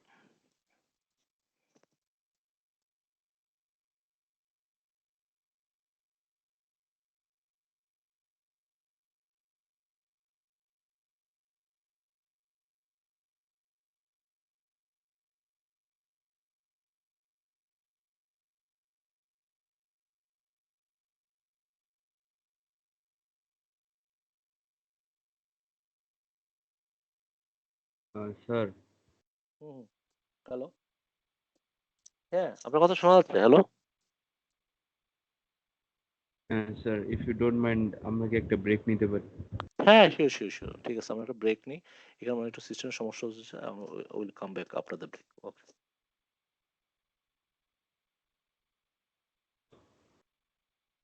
কতক্ষণের ব্রেক নিবো বলেন, তাহলে আমরা ওই সময় আসবো। Sir 15 minute.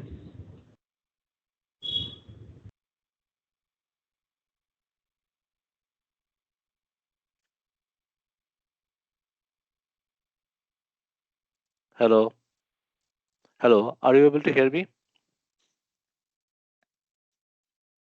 হ্যালো,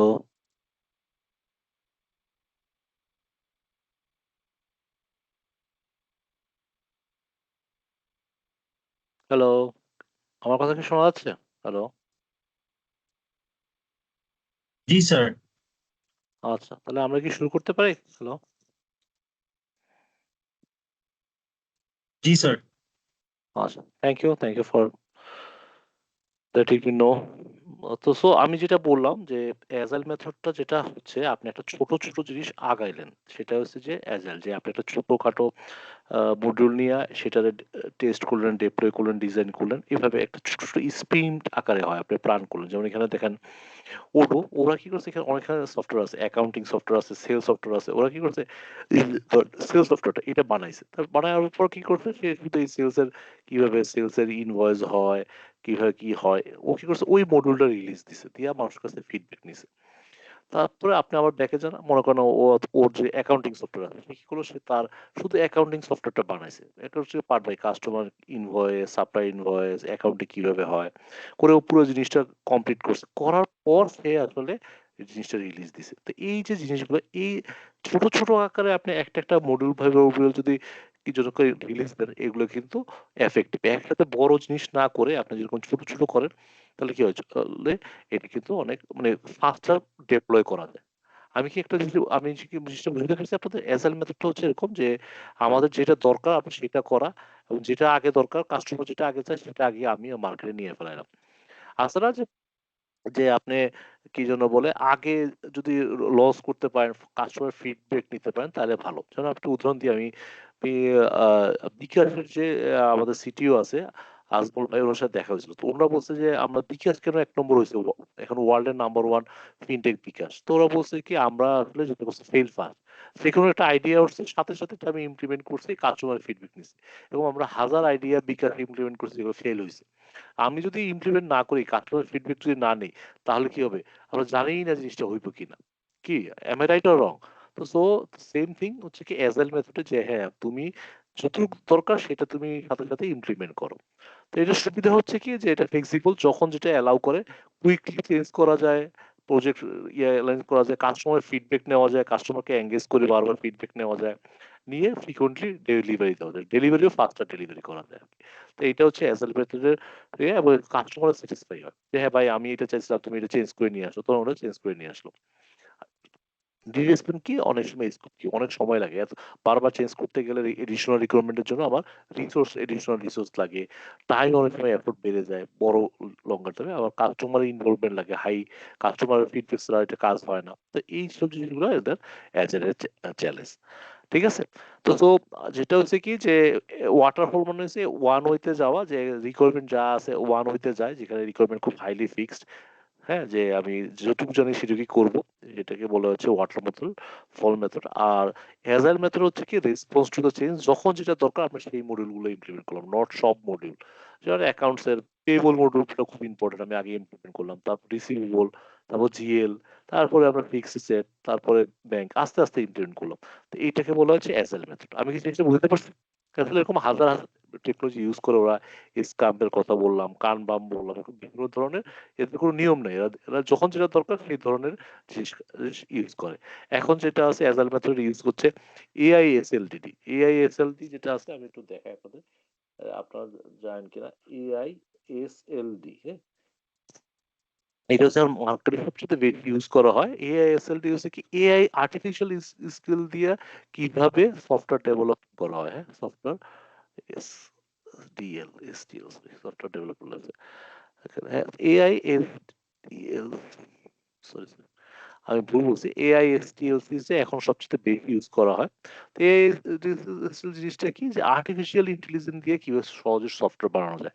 আগে সফটওয়্যার বানাইতে লাগতো 3 মাস, এই সফটওয়্যার কিন্তু এখন এআই দিয়ে বানাইতে লাগে কি হয় যে 3 দিনের মধ্যে বানানো যায়। Am I right or wrong? তো এখন কিন্তু সফটওয়্যার ডেভেলপের নতুন ডেফিনিশন চলে আসছে, সেটার নাম হচ্ছে কি এই যে দেখেন এআইএসএলডি। এবং এটা কিন্তু দেখেন এটা আগের চেয়ে অনেক ফাস্ট, আগে হয়তো কি অনেক সময় লাগতো, টেক লং টাইম জিনিসটা বানাইতে, এখন কিন্তু সময় লাগে না। আপনি ডিজাইনারে বলবেন, এআই রে বলবেন, এআই কিন্তু কি জন্য বলে খুব ফাস্ট এটা বিল্ড করে দিতে পারে আর কি। তো দেখেন ফ্রেমওয়ার্ক গুলো চেঞ্জ হচ্ছে, তো এইগুলো হচ্ছে এআইএল এর মধ্যে পড়ে। আমি কি জিনিসটা বুঝতে পারছি আপনাদের? হ্যালো হ্যালো হ্যালো, আমার কথা কি বুঝে গেছে?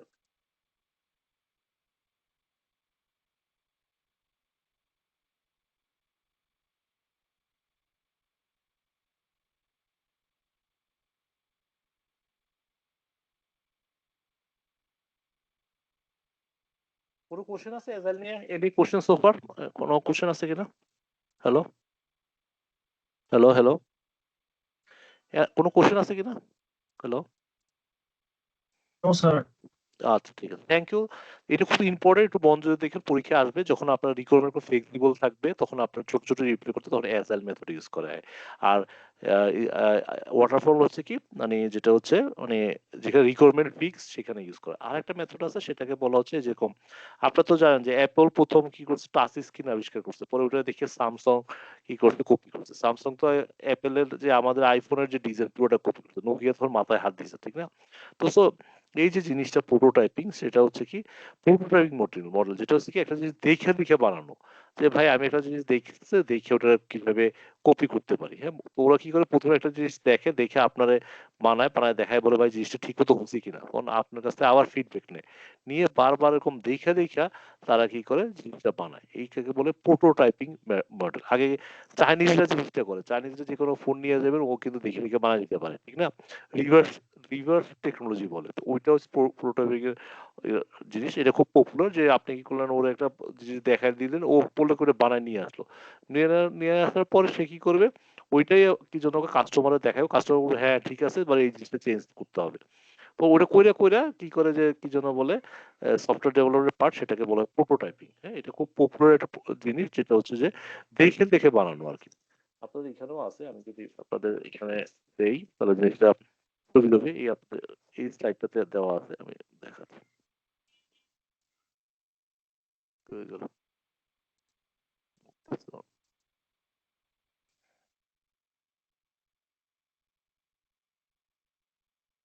এই যে এইখানেই আছে।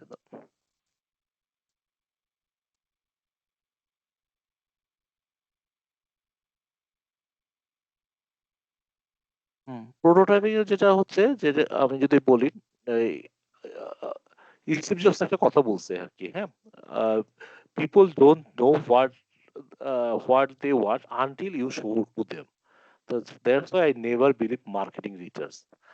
Our task is to read the things that are not on the page.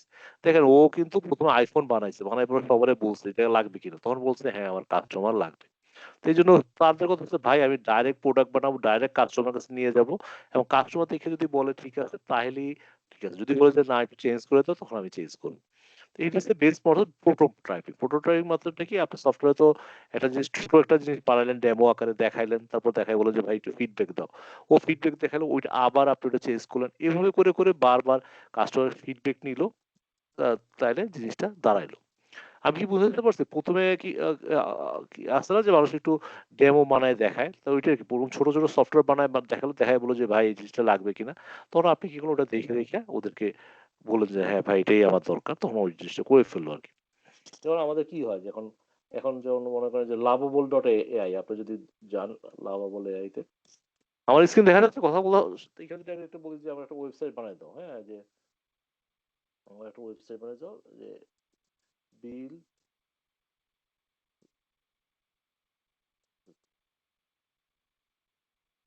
Billing এর একটা ঝামেলা আছে মনে হয়।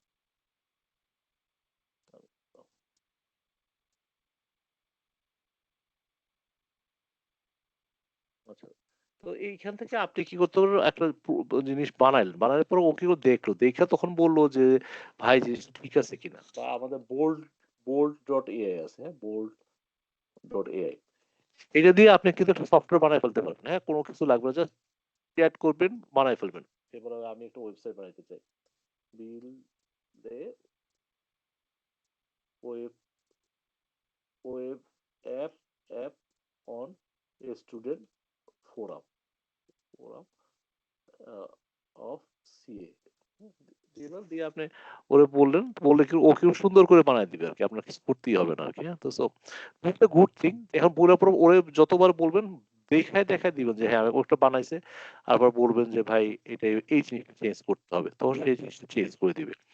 এই যে ভাবে যে কাজটা করা এটাকে বলে প্রোটোটাইপিং। যে আপনি একটা স্যাম্পল বানাইলেন, স্যাম্পল বানানোর পর ওনারা দেখাইলেন, দেখালে পর ও কি করে দেখে দেখে আপনাকে ইনপুট দিল যে হ্যাঁ ভাই জিনিসটা এইভাবে করতে হবে। তো এই এই মডেলটাকে বলে প্রোটোটাইপিং মডেল।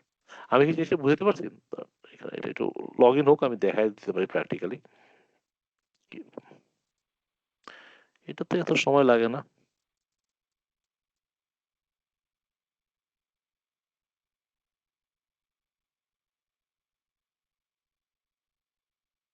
এত সময় না। ও আচ্ছা, পর টেবিল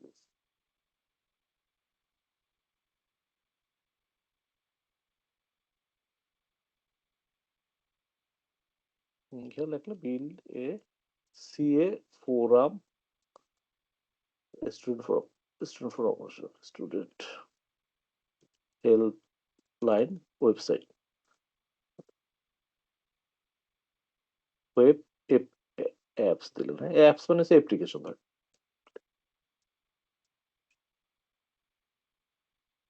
তা দেখেন এখন যদি ওরা দেন তা সে কি করবে,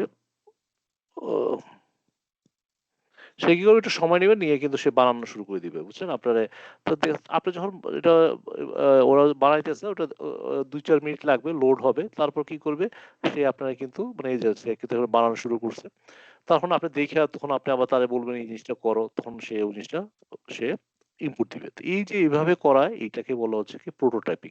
আমি কি জিনিসটা বুঝতে পারছি প্রোটোটাইপিং জিনিসটা কি? সো আপনি আপনার টিম থাকবে, সে একটা ছোট ডেমো বানাবে, দেখার পরে স্ক্রিন গুলো সে দেখাইবো, দেখানোর পরে টিমের ফিডব্যাক নেবে, নিয়ে সে একটা রিইটারেশন যদি বারবার আবার চেঞ্জ করতে করতে তৈরি করতে পারে, তো এই জিনিসটাকে বলা হয় প্রোটোটাইপিং।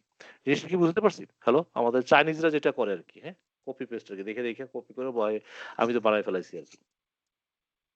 এই জিনিসটা বুঝতে পারছি আমি। Are you there? আমার কথা কি বোঝা যাচ্ছে? হ্যালো হ্যালো হ্যালো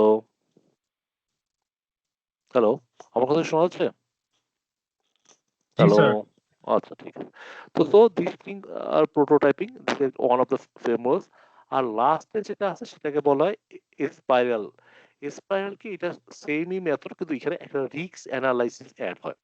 যেমন আপনি যদি ফার্মাসিউটিক্যালে ব্যবসা করতে চান, ফার্মাসিতে বলে কি every drug is a poison, বা আপনারা যে খাবার খান ফুড ইন্ডাস্ট্রিতে ওইখানে কিন্তু ওই জিনিসটা খুব রিস্ক তৈরি করা, যেমন আপনি একটা নিউক্লিয়ার বোমার টেস্টিং করবেন, এটার জন্য একটা যদি সফটওয়্যার বানাইতে যান তাহলে কিন্তু তখন রিস্ক ম্যানেজমেন্ট লাগে, তোমরা বারবার রিস্ক দেখে।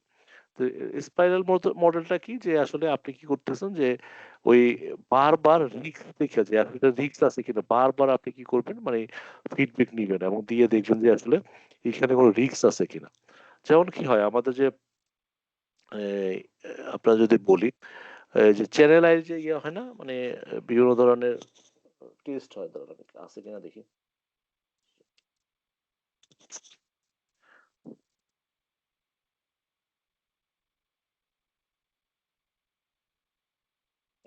এই দেখেন চ্যানেল আইতে কি হয়, আমরা তো সবসময় দেখছি যে আপনারা যদি দেখে থাকেন যে একটা মেয়েরা কি করে বিভিন্ন রাউন্ডে এরকম ড্রোম ওরা কি করে তখন মতো আমাকে এত অবহেলা কেন করলে?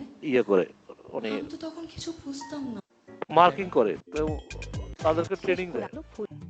স্টার যে হয়ে যাবে তা না, how you carry yourself that matter what সুন্দর চুড়ি আছে সুন্দর লাগছে হলদে প্লে করছিলে, ইট ওয়াজ ভেরি গুড। যদি তুমি নরমাল কাপড় পরে সেরকম কামিজ পরে বা so I thank you so much এই দেখেন ওরা প্রতি রাউন্ডে তারা কিন্তু বারবার তার ফিডব্যাক দেয় কিন্তু আস্তে আস্তে ফাইনাল রাউন্ডে ওরা একটা পরিপূর্ণ মনে করেন কমপ্লিট অ্যাক্টর বা মডেলে পরিণত করে। ওরা কি ওই বারবার তারা ফিডব্যাক দিতে দিতে দিতে দিতে ইয়ে করে, এই যে জিনিসটা এটাই হচ্ছে স্পাইরাল বাইন্ডিং এর কাজ, সেম ভাবে স্পাইরাল বাইন্ডিং কাজ করে। স্পাইরাল বাইন্ডিং এরকম আপনি একটা প্রোটোটাইপ দেখালেন, তারা তাদের যে টিম আছে সব সব ফিডব্যাক দিবে, দেওয়ার পরে রিক্সের কোনো কম্পোনেন্ট আছে কিনা দেখবে, যেখানে পটেনশিয়াল রিক্স আছে কিনা দেখে সেগুলো তুমি চেঞ্জ করে নিয়ে আসো। এরকম করে করে কি করে স্পাইরালের মতো পেঁচায় আর কি, যে বারবার ফিডব্যাক নিতে নিতে নিতে নিতে এরকম নিতে নিতে নিতে নিতে এক সময় বলে যে না ঠিক আছে, এখন তুমি যেটা করতেছো ঠিক আছে। ঠিক আছে না, আপনারা যখন দেখছো যে ওই যে কি যেন করে আমাদের বিভিন্ন ধরনের ইয়ে রিয়েলিটি শো গুলোতে এরকম হয়, হ্যাঁ গানের তুমি এই জিনিসগুলো চেঞ্জ করো, তারপর এই জিনিসগুলো চেঞ্জ করো, আস্তে আস্তে করে একজন সিঙ্গার আস্তে আস্তে ওই যে দেখুন ক্লোজ আপ ওয়ানে একটা ভালো সিঙ্গার হয়ে আসে, বিকজ বারবার রিপিটেশন করবো তার মধ্যে পারফেকশনটা আসে। সেম একটা সফটওয়্যারেরও বারবার তারা চেক করে যে এর মধ্যে কোনো রিস্ক আছে কিনা। এই রিস্ক গুলো বারবার চেক করার ফলে কি হয় কি তার মধ্যে আর রিস্ক গুলো থাকে না। এখানে আমার 3টা রিস্ক আছে, সে আবার চেক করে, তারপর 2টা আসলো, তারপর আবার চেক করে 5টা আসলো, তারপর দেখলো এক সময় জিরো হয়ে গেছে। So this is the way একটা স্পাইরাল মডেলিং কাজ করে।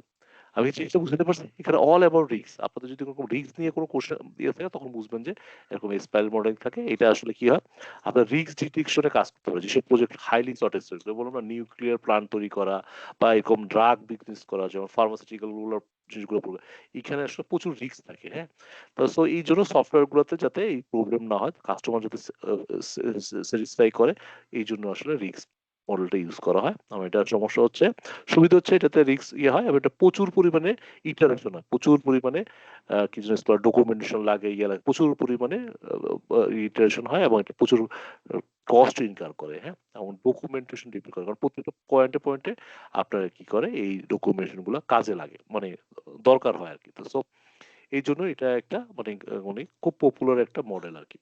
যেমন আমাদের যেটা হয়, আমরা যখন ইয়েতে কাজ করি ফার্মাসিউটিক্যাল, ওরা বলে কম্পিউটার সিস্টেম ভ্যালিডেশন, তখন এটা এগুলো রিস্ক মডিউলে হয়, কারণ ওরা প্রচুর রিস্ক দেখে আর কি। আপনারা যদি দেখি আমার কাছে আছে কিনা কোনো সিএসবি এর model, are sharing with you.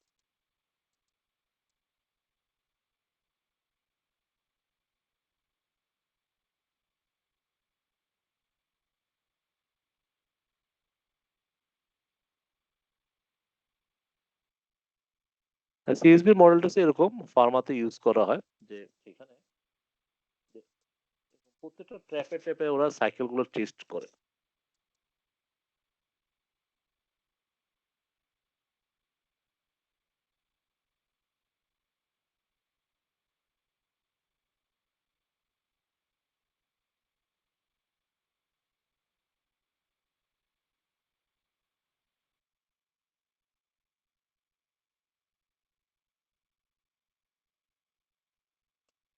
একটু একটা প্রজেক্ট দেখাই তাহলে সো ইউ ক্যান আন্ডারস্ট্যান্ড আর কি। হ্যালো, আমার স্ক্রিনে দেখা যায়? Hello, hello, are you able to see my screen? Hello, anyone? আচ্ছা, তো সো যেটা হয়, যেমন কম্পিউটার সিস্টেম ভ্যালিডেশন করতে গেলে যেটা হয়, লোড হোক,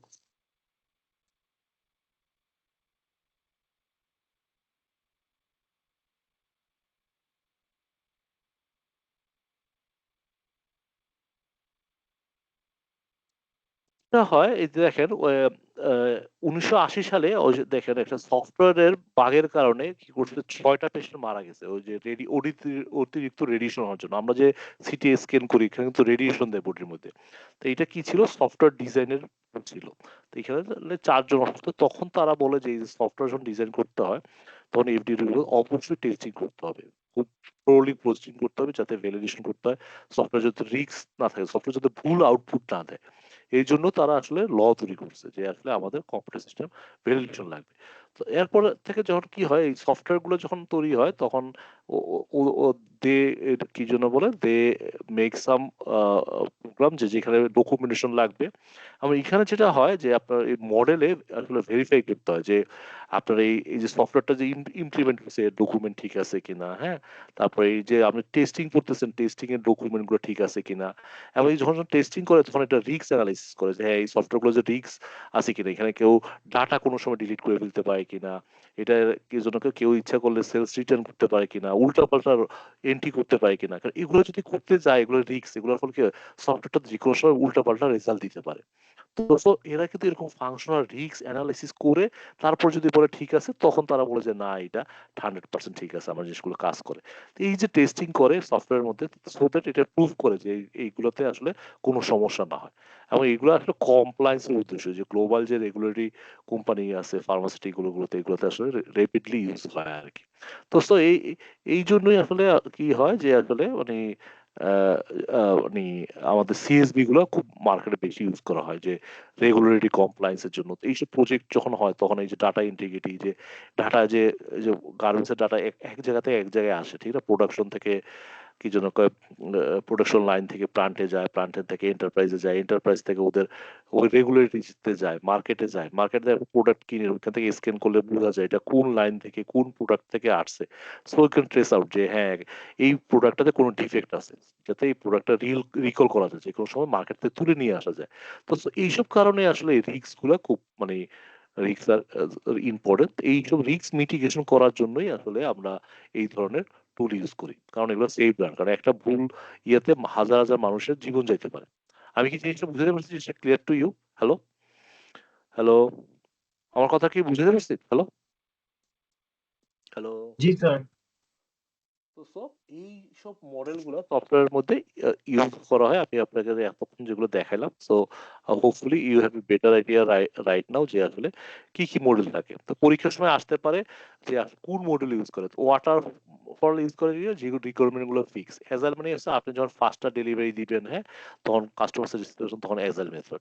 তারপর প্রোটোটাইপ কি একটা হচ্ছে দেখে দেখে করা, যে বারবার রিপিটেশন করে দেখে দেখে করা, তো এটা হচ্ছে প্রোটোটাইপিং। আর এসপাইল হচ্ছে কি রিক্স, আপনার রিক্স যদি কোনো শব্দ দেখেন তখনই আপনি লিখে দিবেন যে এসপাইল হচ্ছে রিক্স ম্যানেজমেন্ট করে, যে সমস্ত সফটওয়্যার গুলোতে যেখানে রিক্স বেশি দরকার সেই সব জায়গায় রিক্স এসপাইল গুলো দরকার। জিনিসটা কি মনে থাকবে? কোনো কোশ্চেন আছে কিনা দেখেন। হ্যালো, এনি কোশ্চেন সোফার? কোনো কোশ্চেন আছে? হ্যালো হ্যালো, তাহলে আমরা তাহলে no next sir. Thank you for understanding. তো এইটার জন্য এইটাই ডেভেলপ করার জন্য আমাদের কিন্তু সিস্টেম ডেভেলপ করতে হয়। হ্যাঁ, সিস্টেম ডেভেলপ করতে হলে কি হয়, ডেভেলপাররা চিন্তা করে যে এইভাবে হবে, ঠিক আছে, যে এইভাবে আমরা করব, ইউজার আসলে করে এইভাবে, ঠিক আছে, ডেভেলপার বানায় যে এইভাবে হবে, তো রিয়েলিটি হয় এইভাবে। হ্যাঁ, তো সব এক্সেপশন রিয়েলিটির মধ্যে যেটা করতে হয় প্রথমে আপনার যেটা স্ক্রিন, যে হ্যাঁ আমরা ইউজার ইন্টারফেসটা কিভাবে হবে, এই যে স্ক্রিন গুলো যে আমাদের এখানে ছবি আছে যে দেখায় এন্টি স্ক্রিন গুলো কিভাবে হবে, এখান থেকে আমার আউটপুটের ডাটা কিভাবে আসবে, এই জিনিসগুলো কিন্তু আপনারা প্রথমে ইন্টারফেসে তৈরি করতে হয়। এখানে যেমন আপনাদের দেখাই একটু আগে, এই যে আমরা দেখাইলাম যে কই গেল, এই যে মনে করেন এই যে আমার ওডো, আপনি এটা ফ্রি ইয়ে করতে পারেন, আমি আপনার চ্যাটে দিয়ে দিচ্ছি, ইউ ক্যান আপনারা নিজেরা কিন্তু ইয়ে করতে পারবেন, দেখতে পারবেন। সো এখানে যদি দেখেন, এখানে যদি আপনি অ্যাকাউন্টস এর ডাটা দেখেন, যে অ্যাকাউন্টসে ক্লিক করেন, আপনি সাথে সাথে দেখতে পারবেন যে অ্যাকাউন্টস একটা কাস্টমারের দেখেন আউটপুট কিভাবে আসবে, সেলস এর ডাটাই কি হয়েছে, পারচেজ কত সুন্দর সুন্দর ড্যাশবোর্ড আছে, এটা হচ্ছে আউটপুট। আপনি এখান থেকে দেখবেন কাস্টমার ইনভয়েস তৈরি করবে, এখানে ক্লিক করলেন, কাস্টমার ইনভয়েসের ডাটা গুলার ইনপুট গুলা কি, আপনি যদি একটা নতুন কাস্টমার ইনভয়েস তৈরি করতে চান, হ্যাঁ, তাহলে কি কি নাম দিতে হবে, তারপর এটাতে কি কি ডেসক্রিপশন দিলে ভালো হয়, হ্যাঁ, সো কিভাবে আপনারা এটা আরেক ওটা দিতে পারবেন। সো ওরা এই যে ইন্টারফেস গুলো ডিজাইন করে, এইগুলো একটা সফটওয়্যার ডিজাইনের মেইন ইন্টেনশন, যে ইন্টারফেসটা কিভাবে ক্যান্সেল করা যায় কিনা, এটা কিভাবে পোস্ট করতে হবে। দেখেন একটা ছোট্ট একটা জিনিস কিন্তু ওরা এমন ভাবে ডিজাইন করছে যাতে আপনি সহজে এখানে ড্রাফট বানাইতে পারেন, পোস্টিং দিতে পারেন, অ্যাপ্রুভাল দিতে পারেন। এরকম করে দেখবেন, এগুলো একটু দেখে নিজের জন্য আমি বলবো যে পেমেন্ট কিভাবে করতে হয়, পেমেন্টের জন্য আসলে কি দরকার, যে হ্যাঁ এটা আছে, এটা আমি পেইড হয়েছি, এখন এটা আমি নতুন একটা পেমেন্ট করতে হলে কিভাবে এই স্কিমটা কিভাবে আছে, যাতে কাস্টমার সহজে পেমেন্ট করতে পারে, হ্যাঁ, যে তার কাস্টমারের নাম কি, তারপর এটা কত টাকা দিব, হ্যাঁ। সো অল দিস থিং তার জন্য সহজে করতে পারে, ওটা কি ব্যাংকে দিবে না অন্যভাবে দিবে, হ্যাঁ। তো সো এইসব জিনিসগুলো সে সহজে ইয়ে করতে পারবে। তো so this is the thing, যে এখান থেকে আপনাদের বুঝতে পারবেন যে ইন্টারফেস গুলো কিভাবে ডিজাইন করে। তো সো সফটওয়্যার ডেভেলপমেন্ট এইসব জিনিসগুলো খুব important, screen, form, report, dialog design, হ্যাঁ। তো এই জিনিসগুলো ডিজাইন করতে হয়। তারপর যেটা করতে হয় ডাটা ডিজাইন, যে হ্যাঁ এখানে ডাটাটা কিভাবে আসবে। এখানে যে এখানে দেখেন স্ক্রিনে যে একটা অ্যাকাউন্ট পে বলে ডাটা হলে কি হবে, পেমেন্ট এন্ট্রি হচ্ছে, পোস্ট হচ্ছে, হ্যাঁ, ইন্ডিভিজুয়াল দিচ্ছে, আবার ইনভয়েস হেডারে দিচ্ছে। তো সো পেমেন্টের অনেক কিছু এখানে আছে। তো এইটা হচ্ছে যে পেমেন্টের ডাটা ডিজাইন, যে ডাটা ফ্লোটা কিভাবে আসবে, এবং এটা প্রসেস ফ্লো। প্রসেস ফ্লো মানে কি, যে এই যে প্রসেস, মনে করেন আপনার পারচেজ থেকে পিও আসলো, রিসিভ হলো, সেটা ইনভেন্টরিতে ঢুকলো, জিআরএন হলো, তারপরে সেটা আমার কি যেন অ্যাকাউন্টসে আসলো, সে কেউ তখন দেখলো যে ভাই আমার যে পিওটা দিছে সাপ্লায়ার, সেই অনুসারে প্রোডাক্টটা ইনভেন্টরিতে রিসিভ হয়েছে কিনা, কত, সে পিওতে দিছে 100 কোয়ান্টিটি, রিসিভ হয়েছে কত কোয়ান্টিটি, সে যদি হয় 90 কোয়ান্টিটি, তাহলে সে বিল করবে 90 কোয়ান্টিটি। তো এই যে চেকিং গুলা, এগুলো কিন্তু একটা ফ্লোর আকারে আসে। কি am I right or wrong, আমি ভুল বললাম? Hello anyone, just make some sound. Hello, hello, are you there? Sir তো সো এই জিনিসগুলাই আসলে আপনার জিনিসগুলো তৈরি করা। তো সো এগুলো একটা বড় জিনিস, প্রসেস ডিজাইন, ডাটা কিভাবে আসবে, কারণ সফটওয়্যারে তো কিছু ডাটা থাকবে, ঠিক না? যেমন একটা পেমেন্টের মধ্যে ব্যাংক এন্ট্রি লাগবে, কাস্টমার এন্ট্রি লাগবে, অ্যামাউন্ট লাগবে, এই ডাটাগুলো কিভাবে অর্গানাইজড হয়। আর একটা হচ্ছে ডাটাগুলা কিভাবে আপনি এন্ট্রি দিবেন, তার ফন্ট ইনটা কেমন হবে। যেমন এই দেখেন ওরা কিন্তু ছোট ছোট আকারে ফর্ম দিয়ে সহজে ডাটা এন্ট্রি গুলো করছে। তো এগুলো হচ্ছে একটা সিস্টেম ডিজাইনের অংশ। যখন একটা সফটওয়্যার বানাইতে হয় এইসব জিনিসগুলো খুব খেয়াল করতে হয়। আর সফটওয়্যার প্রোটোটাইপ মেথড দেখলাম, আর যেটা ইউজার ইন্টারফেস, যেটা আমি একটু আগে ইউআই যেটা দেখতে হয়। যেমন আমরা দেখছি যে এরকম আমরা রাস্তা বানাইছি এরকম, ডিজাইন করছে এরকম, কিন্তু লোকজন কিন্তু হাঁটতেছে এরকম, বুঝছেন না আপনারা? মানুষ বানাইছে এভাবে, কিন্তু হাঁটে এভাবে। যেমন আমি একটা সিঙ্গারের নামে একটা কোম্পানি আছে, সিঙ্গার, ওইখানে গিয়েছিলাম। তো ওইখানে আমরা কাজ করতাম। তো ওইখানে আমাদের শপে এরকম কি জন্য বলে এরকম আমরা ডেস্কটপ পিসি নিতাম। তো ওইখানে এরকম ট্রে ছিল, এই সিডি রোমের ট্রে। তো একদিন এক ইয়া ফোন করছে, মানে আমাদের শপ ম্যানেজার বললো যে স্যার আপনারা যে চা খাইয়া যে ট্রে রাখার যে জায়গাটা দিচ্ছেন, এটা তো নষ্ট হয়ে গেছে। মানে ও কি করতো, সুইচ টিপ দিয়ে এখানে একটা ইয়া পাইতো, জায়গা পাইতো, এখানে সে নাকি প্রতিদিন চা খাওয়ার কাপটা রাখতো আর কি। তাই আমরা তারা দিছি এখানে সিডি রোম লাগাইতে বা ইয়া লাগাইতে, সেটা ইউজ করছে কি হিসেবে, চা খাওয়ার ট্রে হিসাবে। তো এরকমই আর কি, যে মানুষ আমরা চাই একটা হয় একটা।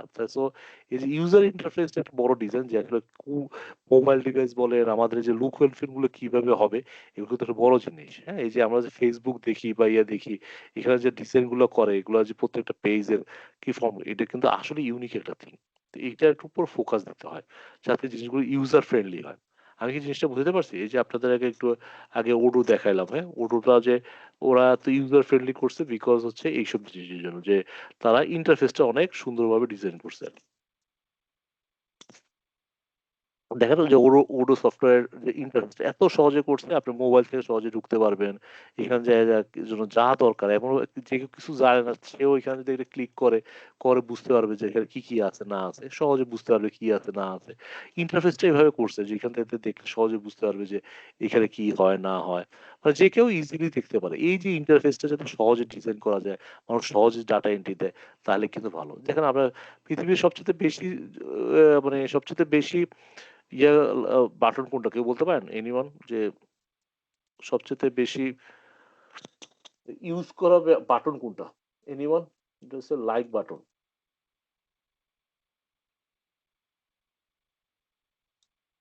বুঝছেন, এই ফেসবুকের যে লাইক বাটন, এটা সবচেয়ে বেশি ইউজ হয়েছে, যে এই লাইক বাটনটা। এইটা ডিজাইন করতে তাদের 6 মাস সময় লাগছে, যে এটা এত সহজে হবে যাতে মানুষ সহজে ক্লিক করতে পারে। তো সো একটা জিনিস কিন্তু আপনারা দেখেন, যেটা ভেরি ইজি, কিন্তু এটা আসলে ইজি না আর কি। আমি কি জিনিসটা বুঝতে পারছি আপনাদের? হ্যালো, এই যে আপনারা যে ফেসবুক ইউজ করেন, এটার ইন্টারফেসটাও কিন্তু অনেক কষ্ট করে ওরা বানাইছে যাতে আপনি বিরক্ত না হন। এর কালারটা এমন ভাবে দিছে যাতে আপনি যাতে যত ইউজ করেন খারাপ লাগে না। ওরা এমন ভাবে বানাইছে একটু পর পর আপনারে একটু ছবি দিবে, একটু ভিডিও দিবে যাতে আপনি বোর না হন। তো ওরা এমন ভাবে ডিজাইন করছে যাতে আপনি এটাতে এডিক্টেড থাকেন।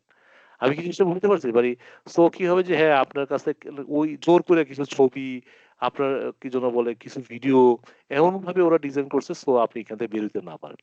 কি এটাও তো একটা এডিকশনের মতো অবস্থা হয়ে গেছে। Am I right or wrong? কারণ ওরা দেখেন জোর করে দিচ্ছে, আপনাকে কিন্তু ছবি দেয়, টেক্সট দিলে সেগুলো আসে না। হ্যাঁ, এমন ভাবে দিচ্ছে যাতে আপনি এটা পছন্দ করেন আর কি।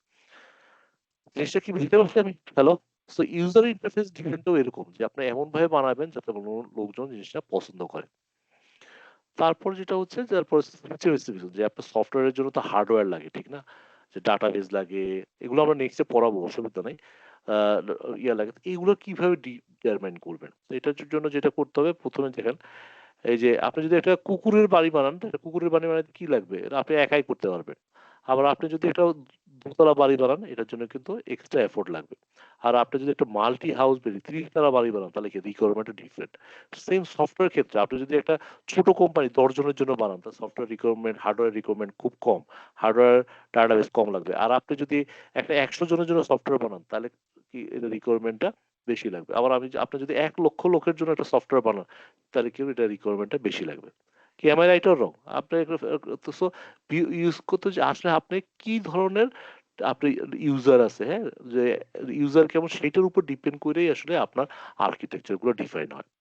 আমি কি জিনিসটা বুঝতে পারছি আপনাদের? Hello, are you able to hear me? আমার কথা কি শোনা যাচ্ছে? হ্যালো, জি স্যার। হ্যালো। সো এই থিংস গুলো আপনাদের ইয়ে করতে হবে। আর লাস্ট যেটা ইন্ড ইউজার ডেভেলপমেন্ট, প্রথমে আপনি কিছু একটা সফটওয়্যার কিছু ইনপুট দিবে, কি একটা সফটওয়্যার যখন এন্ট্রি দিবেন, কি কি ফিল্ড এন্ট্রি দিবেন একটা ইনভয়েসে, এটা একটা বড় ডিজাইন করা। তারপর যেটা হচ্ছে কি এই সফটওয়্যারটা প্রসেস করবে কিভাবে, আপনি যে ইনপুট দিচ্ছেন এটার এগেইনস্টে তো সেই আউটপুট দেখাবে, কিছু রিপোর্ট আসবে, এটা কি প্রসেস করবে ওটা তো আপনার সফটওয়্যার বলে দিবেন, সফটওয়্যারকে বলবেন যে তুমি এইভাবে এইভাবে কাজটা করো। আর ফাইনাল আউটপুট এটাতে আসলে আপনি ফাইনালি একটা রিপোর্ট দেখবেন যে ভাই আমি একটা ইনভয়েসের ইনপুট দিছি, ইনভয়েসের ফরম্যাটটা কিরকম, আমি একটা ইনকাম স্টেটমেন্ট, ব্যালেন্স শিট, এটার রিপোর্টটা কেমন, আমরা আসলে ওই জিনিসটাই দেখতে চাই। তো so এই আউটপুটটা প্রডিউস করা। আর একটা জিনিস আছে কি কন্ট্রোল, যে আপনি দেখবেন যে ডাটাটা ঠিক মতো এন্ট্রি হয়, ভুলভাল এন্ট্রিটা হয়, যেটা নাম্বারের জায়গায় নাম্বার কি যেন বলে, যেখানে যে ডাটা দরকার সেই ডাটার জন্য আসে, হ্যাঁ, কোয়ালিটি থাকে। তো এই জিনিসটার জন্য কিভাবে কন্ট্রোল করা যায়। আর ফাইনালি যেটা স্টোরেজ, যে আপনি ডাটাটা কোথায় রাখবেন, এটা কি ক্লাউডে রাখবেন নাকি আপনার কম্পিউটারে রাখবেন না হার্ডওয়্যারে রাখবেন। সো এই যে 4-5টা জিনিস, এইটা নিয়েই কিন্তু একটা সফটওয়্যার তৈরি করা হয়।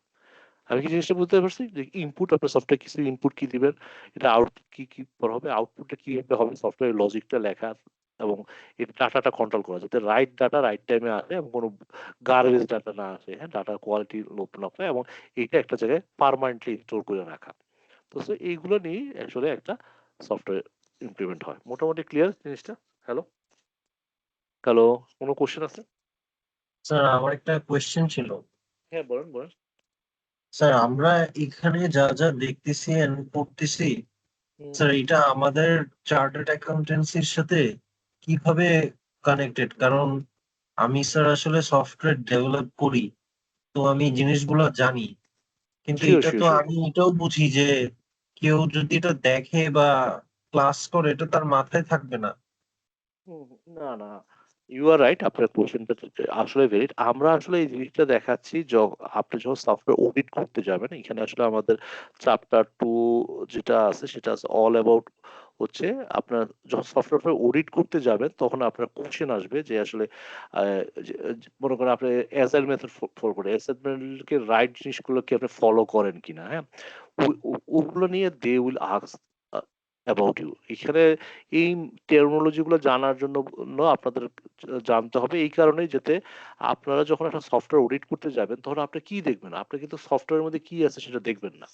সাপোজ আমি একটা জিনিস আপনার যদি বুঝাই, মনে করেন সাপোজ আপনি কি করবেন, একটা ক্যালকুলেটর, ক্যালকুলেটরটা কিভাবে কাজ করে এটা আপনার জানার দরকার নেই, আপনার সফটওয়্যার ডেভেলপার হিসেবে জানা আপনার জানার দরকার 2+2, এটা যদি আমি দেই তাহলে কি যেন বলে সে কি আমাকে সাইড দেয় কিনা, উল্টাপাল্টা রেজাল্ট না দেয়। তো এই যে জিনিসটা, এইটাই আসলে সফটওয়্যার দেখে যে আসলে আপনি যে পদ্ধতিতে করতেছেন ও তো আসলে সিস্টেমটা ভ্যালিডেশন করতে পারে না। সে দেখে কি আসলে ইনপুট গুলো যেগুলো দিয়েছেন সেইগুলো ঠিক মতো আছে কিনা। আমি কি জিনিসটা বুঝতে পারছি? তো আপনার আসলে দেখা উচিত যে হ্যাঁ, এখানে আমি ইনভয়েসে দিচ্ছি 1,000 কোয়ান্টিটি, বা এখানে দিচ্ছি $1,000। এইটা আসলে আমার ফাইন্যান্সিয়াল স্টেটমেন্টে কোথায় যায় হিট করছে? আমার কি এই ফাইন্যান্সিয়াল লাইবিলিটিতে যায় হিট করছে? ব্যালেন্স শিটে কোথায় পড়ছে? ব্যালেন্স শিট আইটেমে কোথায় গেছে? ইনকাম স্টেটমেন্টে কোথায় গেছে? আপনার কোন ডাটাটা কোথায় গেছে? আপনি কিন্তু ওই জিনিসটা ভ্যালিডেট করবেন। আমরা যেটা বলি অডিটরে বলি যে আইএস অডিটর, হ্যাঁ, মানে ইনফরমেশন সিস্টেম অডিটর, তারা টেকনোলজি কিন্তু অডিট করতে পারে না। আপনি যেন এআই সফটওয়্যার কিভাবে আউটপুট দেয় এটা কিন্তু আপনি অডিট করতে পারবেন না। আপনি দেখতে পাবেন আউটপুটটা ঠিক দেয় কিনা।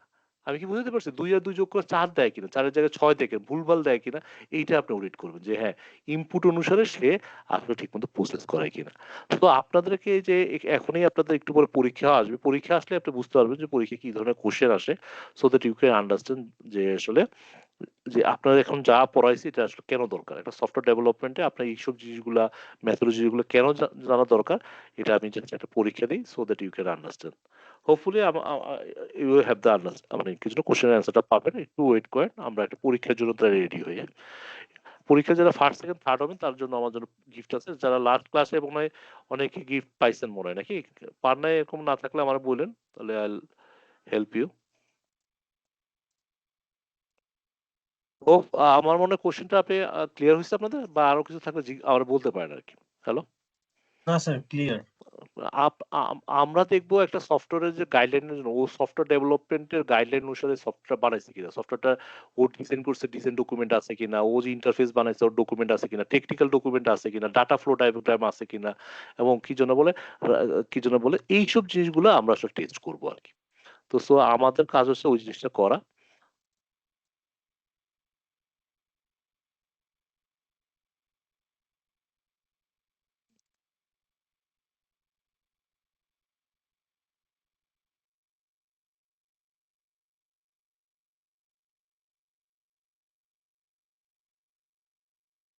তাহলে আমরা একটু শুরু করি। পরীক্ষাতে যারা জয়েন করেন একটু উইলিংলি দেখেন, কারণ আপনার পরীক্ষায় এমসিকিউ আসবে। তো আমি আপনাদের জন্য এই যে কোশ্চেন গুলো রেডি করছি, আপনি একটু জয়েন করেন, পরীক্ষা একটু পার্টিসিপেট করেন। আর ফার্স্ট সেকেন্ড থার্ড হবেন যারা, তাদের জন্য আমার পক্ষ থেকে গিফট আছে আর কি। হ্যাঁ, তো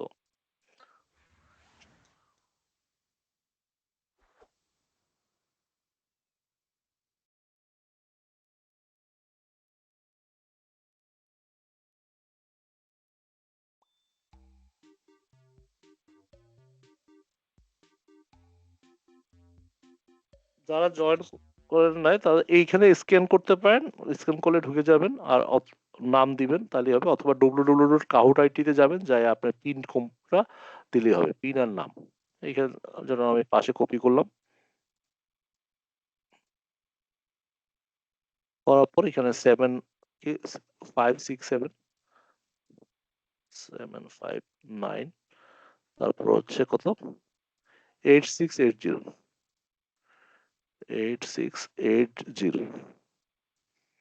এই দিলেই আপনি বুঝতে পারবেন। হ্যাঁ, এখানে আপনার নাম দিয়ে দিলাম, আমি পলাশ দিয়ে দিলাম, সেম ভাবে আপনি এখানে ঢুকে যেতে পারবেন। হ্যাঁ, সো একটা হচ্ছে ডাইরেক্ট স্ক্যান কোড দিলে ঢুকতে পারবেন, অথবা এরকম নাম দিলে ঢুকে যাবেন আর কি। এখানে রিসিপ্টমেন্ট দেখাবে, তাহলে ইউ আর রেডি আর কি।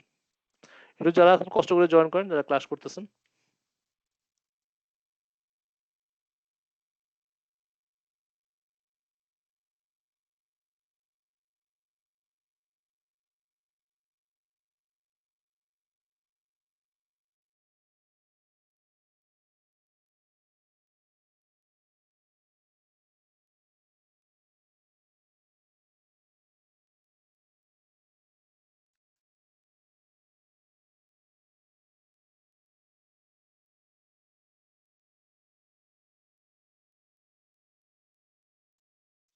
হ্যালো, আর কেউ নাই? হ্যালো, আপনার কয়জন তাহলে?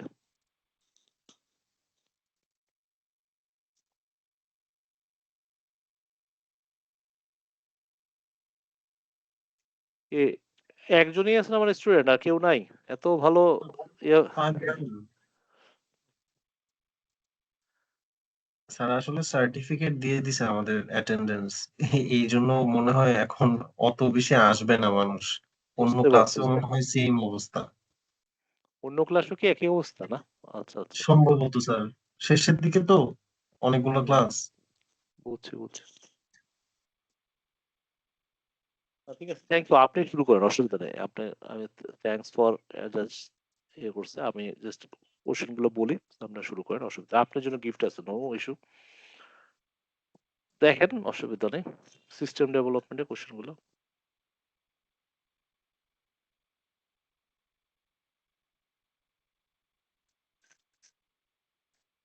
সফটওয়্যার ডেভেলপমেন্ট প্রসেস কিভাবে শুরু করে, আপনি জাস্ট কালার গুলো দিলেই হবে আর কি। সাধারণত ফিজিবিলিটি স্টাডি দিয়ে হইতে পারে, সিস্টেম ডিজাইন দিয়ে হইতে পারে, ইউজার ইন্টারফেস। আপনি যেটা লাল কালার হলে লালে দাঁড়াতেন ফিজিবিলিটি স্টাডি, হ্যাঁ, তাহলে আমি এটা স্কিপ করতে পারি যে হ্যাঁ এটা হচ্ছে মেনাস ফিজিক্যালি। Very good. তারপর যেটা হচ্ছে ট্রু এন্ড ফলস, যে প্রোটোটাইপিং কি, ইউজারকে একটা স্মল সফটওয়্যার ইউজ করতে চায়, লাল ছোট ছোট সে স্মল সফটওয়্যার বানায় দেখায়, এটা ট্রু কি? অবশ্যই ট্রু, কারণ সে একটা ছোট ছোট দেখায়, আস্তে আস্তে বড় সফটওয়্যার বানায় আর কি। সে একবারে বড় কিছুতে যায় না। তা আপনি তো দিয়ে দিয়েছেন ট্রু, ভেরি গুড। তারপরে যেটা হচ্ছে user interface produce, user interface কি প্রোডিউস করে আসলে, এটা কি display screen, forms, all of them? তো এখানে সবই ইউজার স্ক্রিনে, ডিসপ্লে স্ক্রিন, ফর্ম, এখানে রিপোর্ট হবে, অসুবিধা নেই, এটা all of them. So you can understand this thing. তারপরে truth and flaws, end user develop focus on what control needed to protect accidental loss. Accidental loss করার জন্য আসলে ইউজারের কন্ট্রোল কি দরকার, অবশ্যই দরকার, তাহলে ভুল বা এন্ট্রি যাতে না দেয়, হ্যাঁ, তাহলে ট্রু হবে। So you know this thing. তারপর এসডিএলসি মানে কি? এসডিএলসি কি software development life cycle, system development life cycle, কোনটা হবে? সিস্টেম ডেভেলপমেন্ট লাইফ সাইকেল আর সফটওয়্যার, দুইটাই সিস্টেম ডেভেলপমেন্ট। একটা হচ্ছে life cycle, system development life cycle, আর কি আছে সফটওয়্যার ডেভেলপমেন্ট লিড সিস্টেম।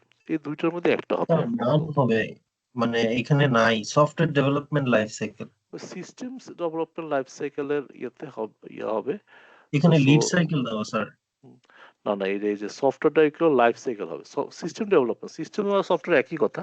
তো সিস্টেম ডেভেলপমেন্ট লাইফ সাইকেল হবে আর কি। তারপর যেটা হচ্ছে কোনটা এসডিএসএল best suited for well defined requirement, যে ওয়েল ডিফাইন্ড রিকোয়ারমেন্ট থেকে কোন সফটওয়্যারটা বেশি দরকার, সেটা হচ্ছে কি অ্যাজাইল না ওয়াটারফল। আমি বলছিলাম যে ওয়েল ডিফাইন্ড হইলে ওয়াটারফল ইজ সুটেড, তাহলে আপনি এখানে মার্কটা দিয়ে দিতে পারেন। ঠিক আছে। তারপরে যেটা হচ্ছে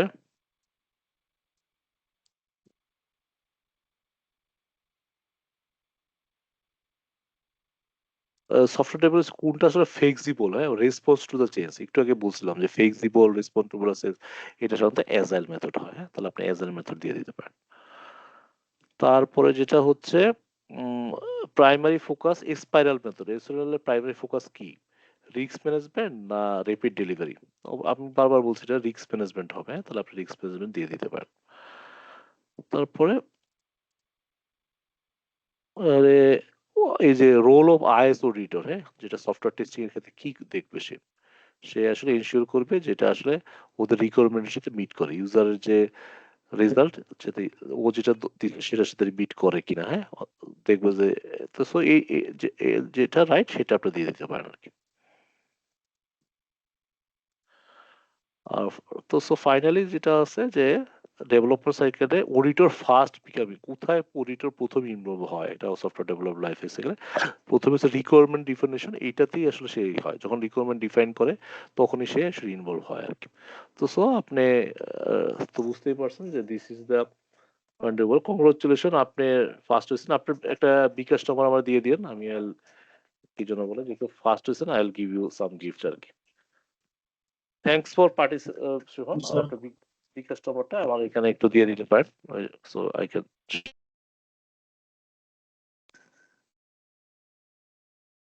স্যার আমাদের নতুন যে সিলেবাসটা চেঞ্জ হয়েছে, ওইটা কি স্যার নেক্সট সেমিস্টার থেকে, সেমিস্টার না মানে নেক্সট সেশন থেকে আমাদের বই আসবে একটা আলাদা? হ্যাঁ হ্যাঁ হ্যাঁ, ওই ওই বইটা আসলে আমি ডেভেলপ করছি, সরি, আর আরো বিকেলে বলতেছি আর কি। এই জন্য ওইটা একটা বই অলরেডি আছে, এবং আমাদের কি জন্য বলে অন্যরাও হেল্প করছে, but I was take the lead, বইটা মনে হয় আসবে আপনাদের সিলেবাস, না সিলেবাসের ফাইনাল বইটা আছে, আমি দেখাচ্ছি জাস্ট নিউ সিলেবাসের। তো এখন আমাদের ওই সিসা বইয়ের পরিবর্তে পরবর্তী থেকে আমাদের এই আইসিএবি এর বইটাই আমরা মানে প্রাইমারি রিসোর্স হিসেবে কনসিডার করব। হ্যাঁ হ্যাঁ, এটা প্রাইমারি ফিচার হিসেবে আসবে। এই যে এটা হচ্ছে আপনাদের বই সিস্টেম মিস্টার রিমিল, এটা আপনার জন্য ভালো হয়েছে, আপনার ওই বইটা না পড়ে আমরা এটা অনেক সহজ করে দিছি। প্রায় 1-1.5 মাস খাটছি এটাতে, আমাদের মনে হয় আমি রাত্রে ঘুমাইতে পারিনি আর কি, এত কষ্ট হয়েছে যে পুরো বানাইতে, টেক লট অফ এফোর্ট। হ্যাঁ, আমি জাস্ট আপনার দেখাচ্ছি, হ্যাভ এ লুক। সো এটা আপনাদের জন্য অনেক সহজ হয়ে যাবে আর কি, যে সিসা বইয়ের উদাহরণ, এই নট দিস ওয়ান। হ্যাঁ, এটা মনে হয় ফরম্যাটে করা আছে, এটা এখন চেঞ্জ হবে। দিস ইজ দ্য বুক, এখানে আর কি কি জন্য বলে মানে এটা প্রায় অনেক বড় পেজ আর কি, আপনার জাস্ট দেখাচ্ছি আর কি, this is the new book. এখানে আপনার সব বই আছে, এই যে আপনাদের বইগুলো সব ডিটেলস আগে লেখা আছে, এটা একটু ওয়েল আছে, জাস্ট আমি আপনারা দেখালাম আর কি, একটু ভালো ফরম্যাটে আসবে আর কি। আপনাদের দুইটা বই আসবে, এবং এই বইটা একটা বই মনে হয় 450 পেজ, আর এটা মনে হয় 850 পেজ মতো আর কি। আইটি কমার্স অনেক বড় আর কি। তো সো এটা অলরেডি ওরা প্রিন্টিং এর কাজ চলতেছে, তো এটা ইজ এ বিগ বুক, এটা আপনাদেরকে হেল্প করবে আর কি। তো so this a draft perfect, আমি just showing you so that, এটা অনেক বড় একটা ইয়ে আর কি, তো এটা করতে আমার জান বেড়ে গেছে আর কি। রিয়েলি অ্যাকচুয়ালি কঠিন ছিল, বাট আপনাদের জন্য ডেফিনেটলি যদি ভালো কিছু হয় I will be more than happy আর কি। আমাদের তো একটা ট্রানজিশন হবে যেটা বুঝতে পারছি। না না, আপনাদের ইয়েতে যেটা হয়, যেটা আমি বলি আপনাদের ক্লাসের যেটা হবে, ওই সার্টিফিকেশন লেভেলে কোনো চেঞ্জ নেই, হ্যাঁ প্রফেশনাল লেভেলে অল্প একটু চেঞ্জ আছে, খুব বেশি নেই, ওই এআই টিআই আসছে আর কি। সার্টিফিকেশন লেভেলে শুধু ওই যে ই কমার্সটা আসছে নতুন আইটি সিলেবাসে, আর বাকিগুলো আগেরটাই, সিসার যে আপনারা এখন যেটা পড়তেছেন সেটাই, খুব মেজর চেঞ্জ নাই সার্টিফিকেশন লেভেল। প্রফেশনাল লেভেলে একটু একটু বেশি আছে। হ্যাঁ, এটা হচ্ছে আইসিএইডব্লিউ এর সাথে মানে কোহেরেন্স মেইনটেইন করে সাবজেক্ট কমে যাবে, যেমন 6টা সাবজেক্ট হবে প্রফেশনাল লেভেলে, আইটিটা থাকবে না, বাট আইটিটা প্রত্যেকটা সাবজেক্টের সাথে একটু একটু করে ব্লেন্ড করবে। সার্টিফিকেট লেভেলেও এখন 7টা কোর্স, তখন 6টা হবে, একটা আইটিটা সম্ভবত বাদ হবে, তারপর ওটা ব্লেন্ড হবে বাকি কোর্সগুলোর সাথে, এরকম একটা কি জানি স্যার আমরা শুনতেছিলাম। ওইটা ওইটা তো হওয়ার কথা ছিল, ওটা এখন পর্যন্ত ডিসাইড হয় না। হ্যাঁ, ওইটা আইটিটা আলাদা রাখছে, কিন্তু আমরা যেটা দেখছি, আমাদের তো আসলে সিলেবাসটা তৈরি করতে দিয়েছিল, তখন আমরা অলরেডি 9টা-10টা সিসার, মানে সিসার না মানে সিলেবাস আমরা রিভিউ করতে হয়েছে, যে বললাম আইসিডাব্লিউ, তারপরে কানাডা, অস্ট্রেলিয়া, যত আছে প্রায় এরকম, শ্রীলঙ্কা, ইন্ডিয়া, পাকিস্তান, সবগুলোর আমরা রিসার্চ করে দেখছি। যেটা হয় যেমন শ্রীলঙ্কা বা আইসিডব্লিউ, ওরা দেখলাম সব এমবেডেড করে ফেলছে, ওদের আর্টিফিশিয়াল ইন্টেলিজেন্স, ফিনটেক, যত কিছু আছে এআই, সব প্রত্যেকটা অডিটের বইতে বলেন, অ্যাকাউন্টিং এর বলেন, প্রত্যেকটা সাবজেক্টের মধ্যে ওরা কি করছে, ওটার মধ্যে ঢুকিয়ে দিছে, মানে আলাদা কোনো সাবজেক্ট নাই। কিন্তু এখনো ওরা যেটা করতেছে, সিসা বইটারে প্রাধান্য দিতেছে, কারণ সিসা দিলে প্র্যাকটিক্যালি আপনারা যেটি এই যে শিখতেছেন না, এটা কিন্তু আপনার রিয়েল লাইফে কাজ লাগবে। একটা সফটওয়্যার কিভাবে বানায়, আপনারা কিভাবে করে, এগুলো যদি আপনার নলেজে থাকে, মানে যখন আপনি একটা অডিট করতে যাবেন, ডোন্ট মেক ইউ ফুল। তো ওই ওরিয়েন্টেশনে যেটা বলতেছিল, যে আপনারা যদি সিসারটা কমপ্লিট করতে পারেন, আর আপনারা যদি সিএ করতে পারেন, আপনাদেরকে বিট করতে পারবে না, কারণ মার্কেটে কিন্তু 1 নম্বর প্রফেশন হচ্ছে যে হচ্ছে সিসা। বললো না, সিসা করলে আপনার স্যালারি হচ্ছে কত, যেটা আপনি দেখেন যে 1,30,000 ইউএসডি, হ্যাঁ, তার মানে আপনার 1.5 কোটি টাকা দিয়ে শুরু হয় আর কি ওদের স্যালারি। জাস্ট আপনি গুগল করে দেখেন আর কি। তো আপনাদের সারা চাচ্ছে কি যে একটু আপনাদের সিসাটা একটু শেষ করতে, যাতে আপনার আইএস অডিটরটা হলেন প্লাস সিএ হলেন, দুইটাই আপনাদের প্রফেশনালি গ্লোবালি আগায় থাকলো আর কি। এই জন্য আমরা চেষ্টাটা করছি আর কি। আমি কি জিনিসটা বুঝতে পারছি আপনাকে? Hello hello hello. জি স্যার। ঠিক আছে, আর আপনার নাম্বারটা দিয়ে দিচ্ছেন না, আমি একটু পরে আপনার এটাতে বিকাশে টাকা পাঠিয়ে দিব না। হ্যাঁ, জি স্যার, থ্যাংক ইউ স্যার। আর কোনো ক্লাসে কোনো কোশ্চেন থাকলে করতে পারেন, তাহলে আজকে আমরা কনক্লুড করতে পারি। জি স্যার, আমাদের আর কয়টা ক্লাস হতে পারে স্যার আপনার? আচ্ছা, আমার তো ক্লাস 2টা হয়েছে, আর তো 3টা থাকার কথা। আর কোনো ক্লাস পাইছেন আপনারা না এখনো পান নাই? এখন আমি জাস্ট না স্যার, আমরা অলমোস্ট সাইদুর স্যারের 5টা ক্লাসই মনে হয় পেয়ে গেছি। অলমোস্ট। ও আমি আচ্ছা, এখন সাইদুর স্যার বলছিলেন আরো একটা ক্লাস নিবেন। তো আমি আসলে আচ্ছা। না বলতে পারতেছি না। আচ্ছা, আচ্ছা। ঠিক আছে, ঠিক আছে। তাহলে তো আমি লাস্টের দিকে ইয়ে হইছে। আমি আসলে ফার্স্ট এ নিলে ভালো হইতো আরকি। তাহলে অডিয়েন্স পাইতাম আরকি। এনিহাউ আরো খুব নলেজেবল স্যার, খুব ভালো স্যার আরকি। হোপফুলি এভাবে গুড ইন্টারেকশন। উনি মনে হয় চ্যাপ্টার 3 আর 4 পড়ায় নাকি? আমি যতদূর জি স্যার। খেয়াল সমস্যা নেই। যে লেস্ট যেগুলো আছে আমি আসলে কভার করে ফেলবো। সমস্যা নেই। হোপফুলি আমরা যদি দেখি আর ২-৩ টা ক্লাস হয়তো পাইতে পারি, তখন আমি বাকিগুলো হয়তো কমপ্লিট করে ফেলতে পারবো আরকি। That's the thing so far understanding আরকি। আইটি কাজগুলো একটু বোরিং থাকে। আমি চেষ্টা করি একটু প্র্যাকটিক্যালি কইরা একটু ভিডিও দেখে মানুষের একটু যাতে অ্যাটেনশন থাকে আরকি। এখন তো দেখি অডিয়েন্সই নাই আরকি। ঠিক স্যার, মানে এখন আসলে সার্টিফিকেট পেয়ে গেছে সবাই, এখন মানে আমি জানি না মানুষ আসবে নাকি ক্লাসে বেশি। না বুঝতে পারছি আরকি। ইটস ওকে ভাই। রেকর্ডিং তো আছে, ওরা হয়তো দেখে নিতে পারবে। That's the thing. No issue আরকি। তবে thanks for your attendance. You are here, that's why I am here. ভাল লাগলো আরকি। আরকি। জি কোনো স্যার। কোয়েশ্চেন থাকলে লেট মি নো আরকি।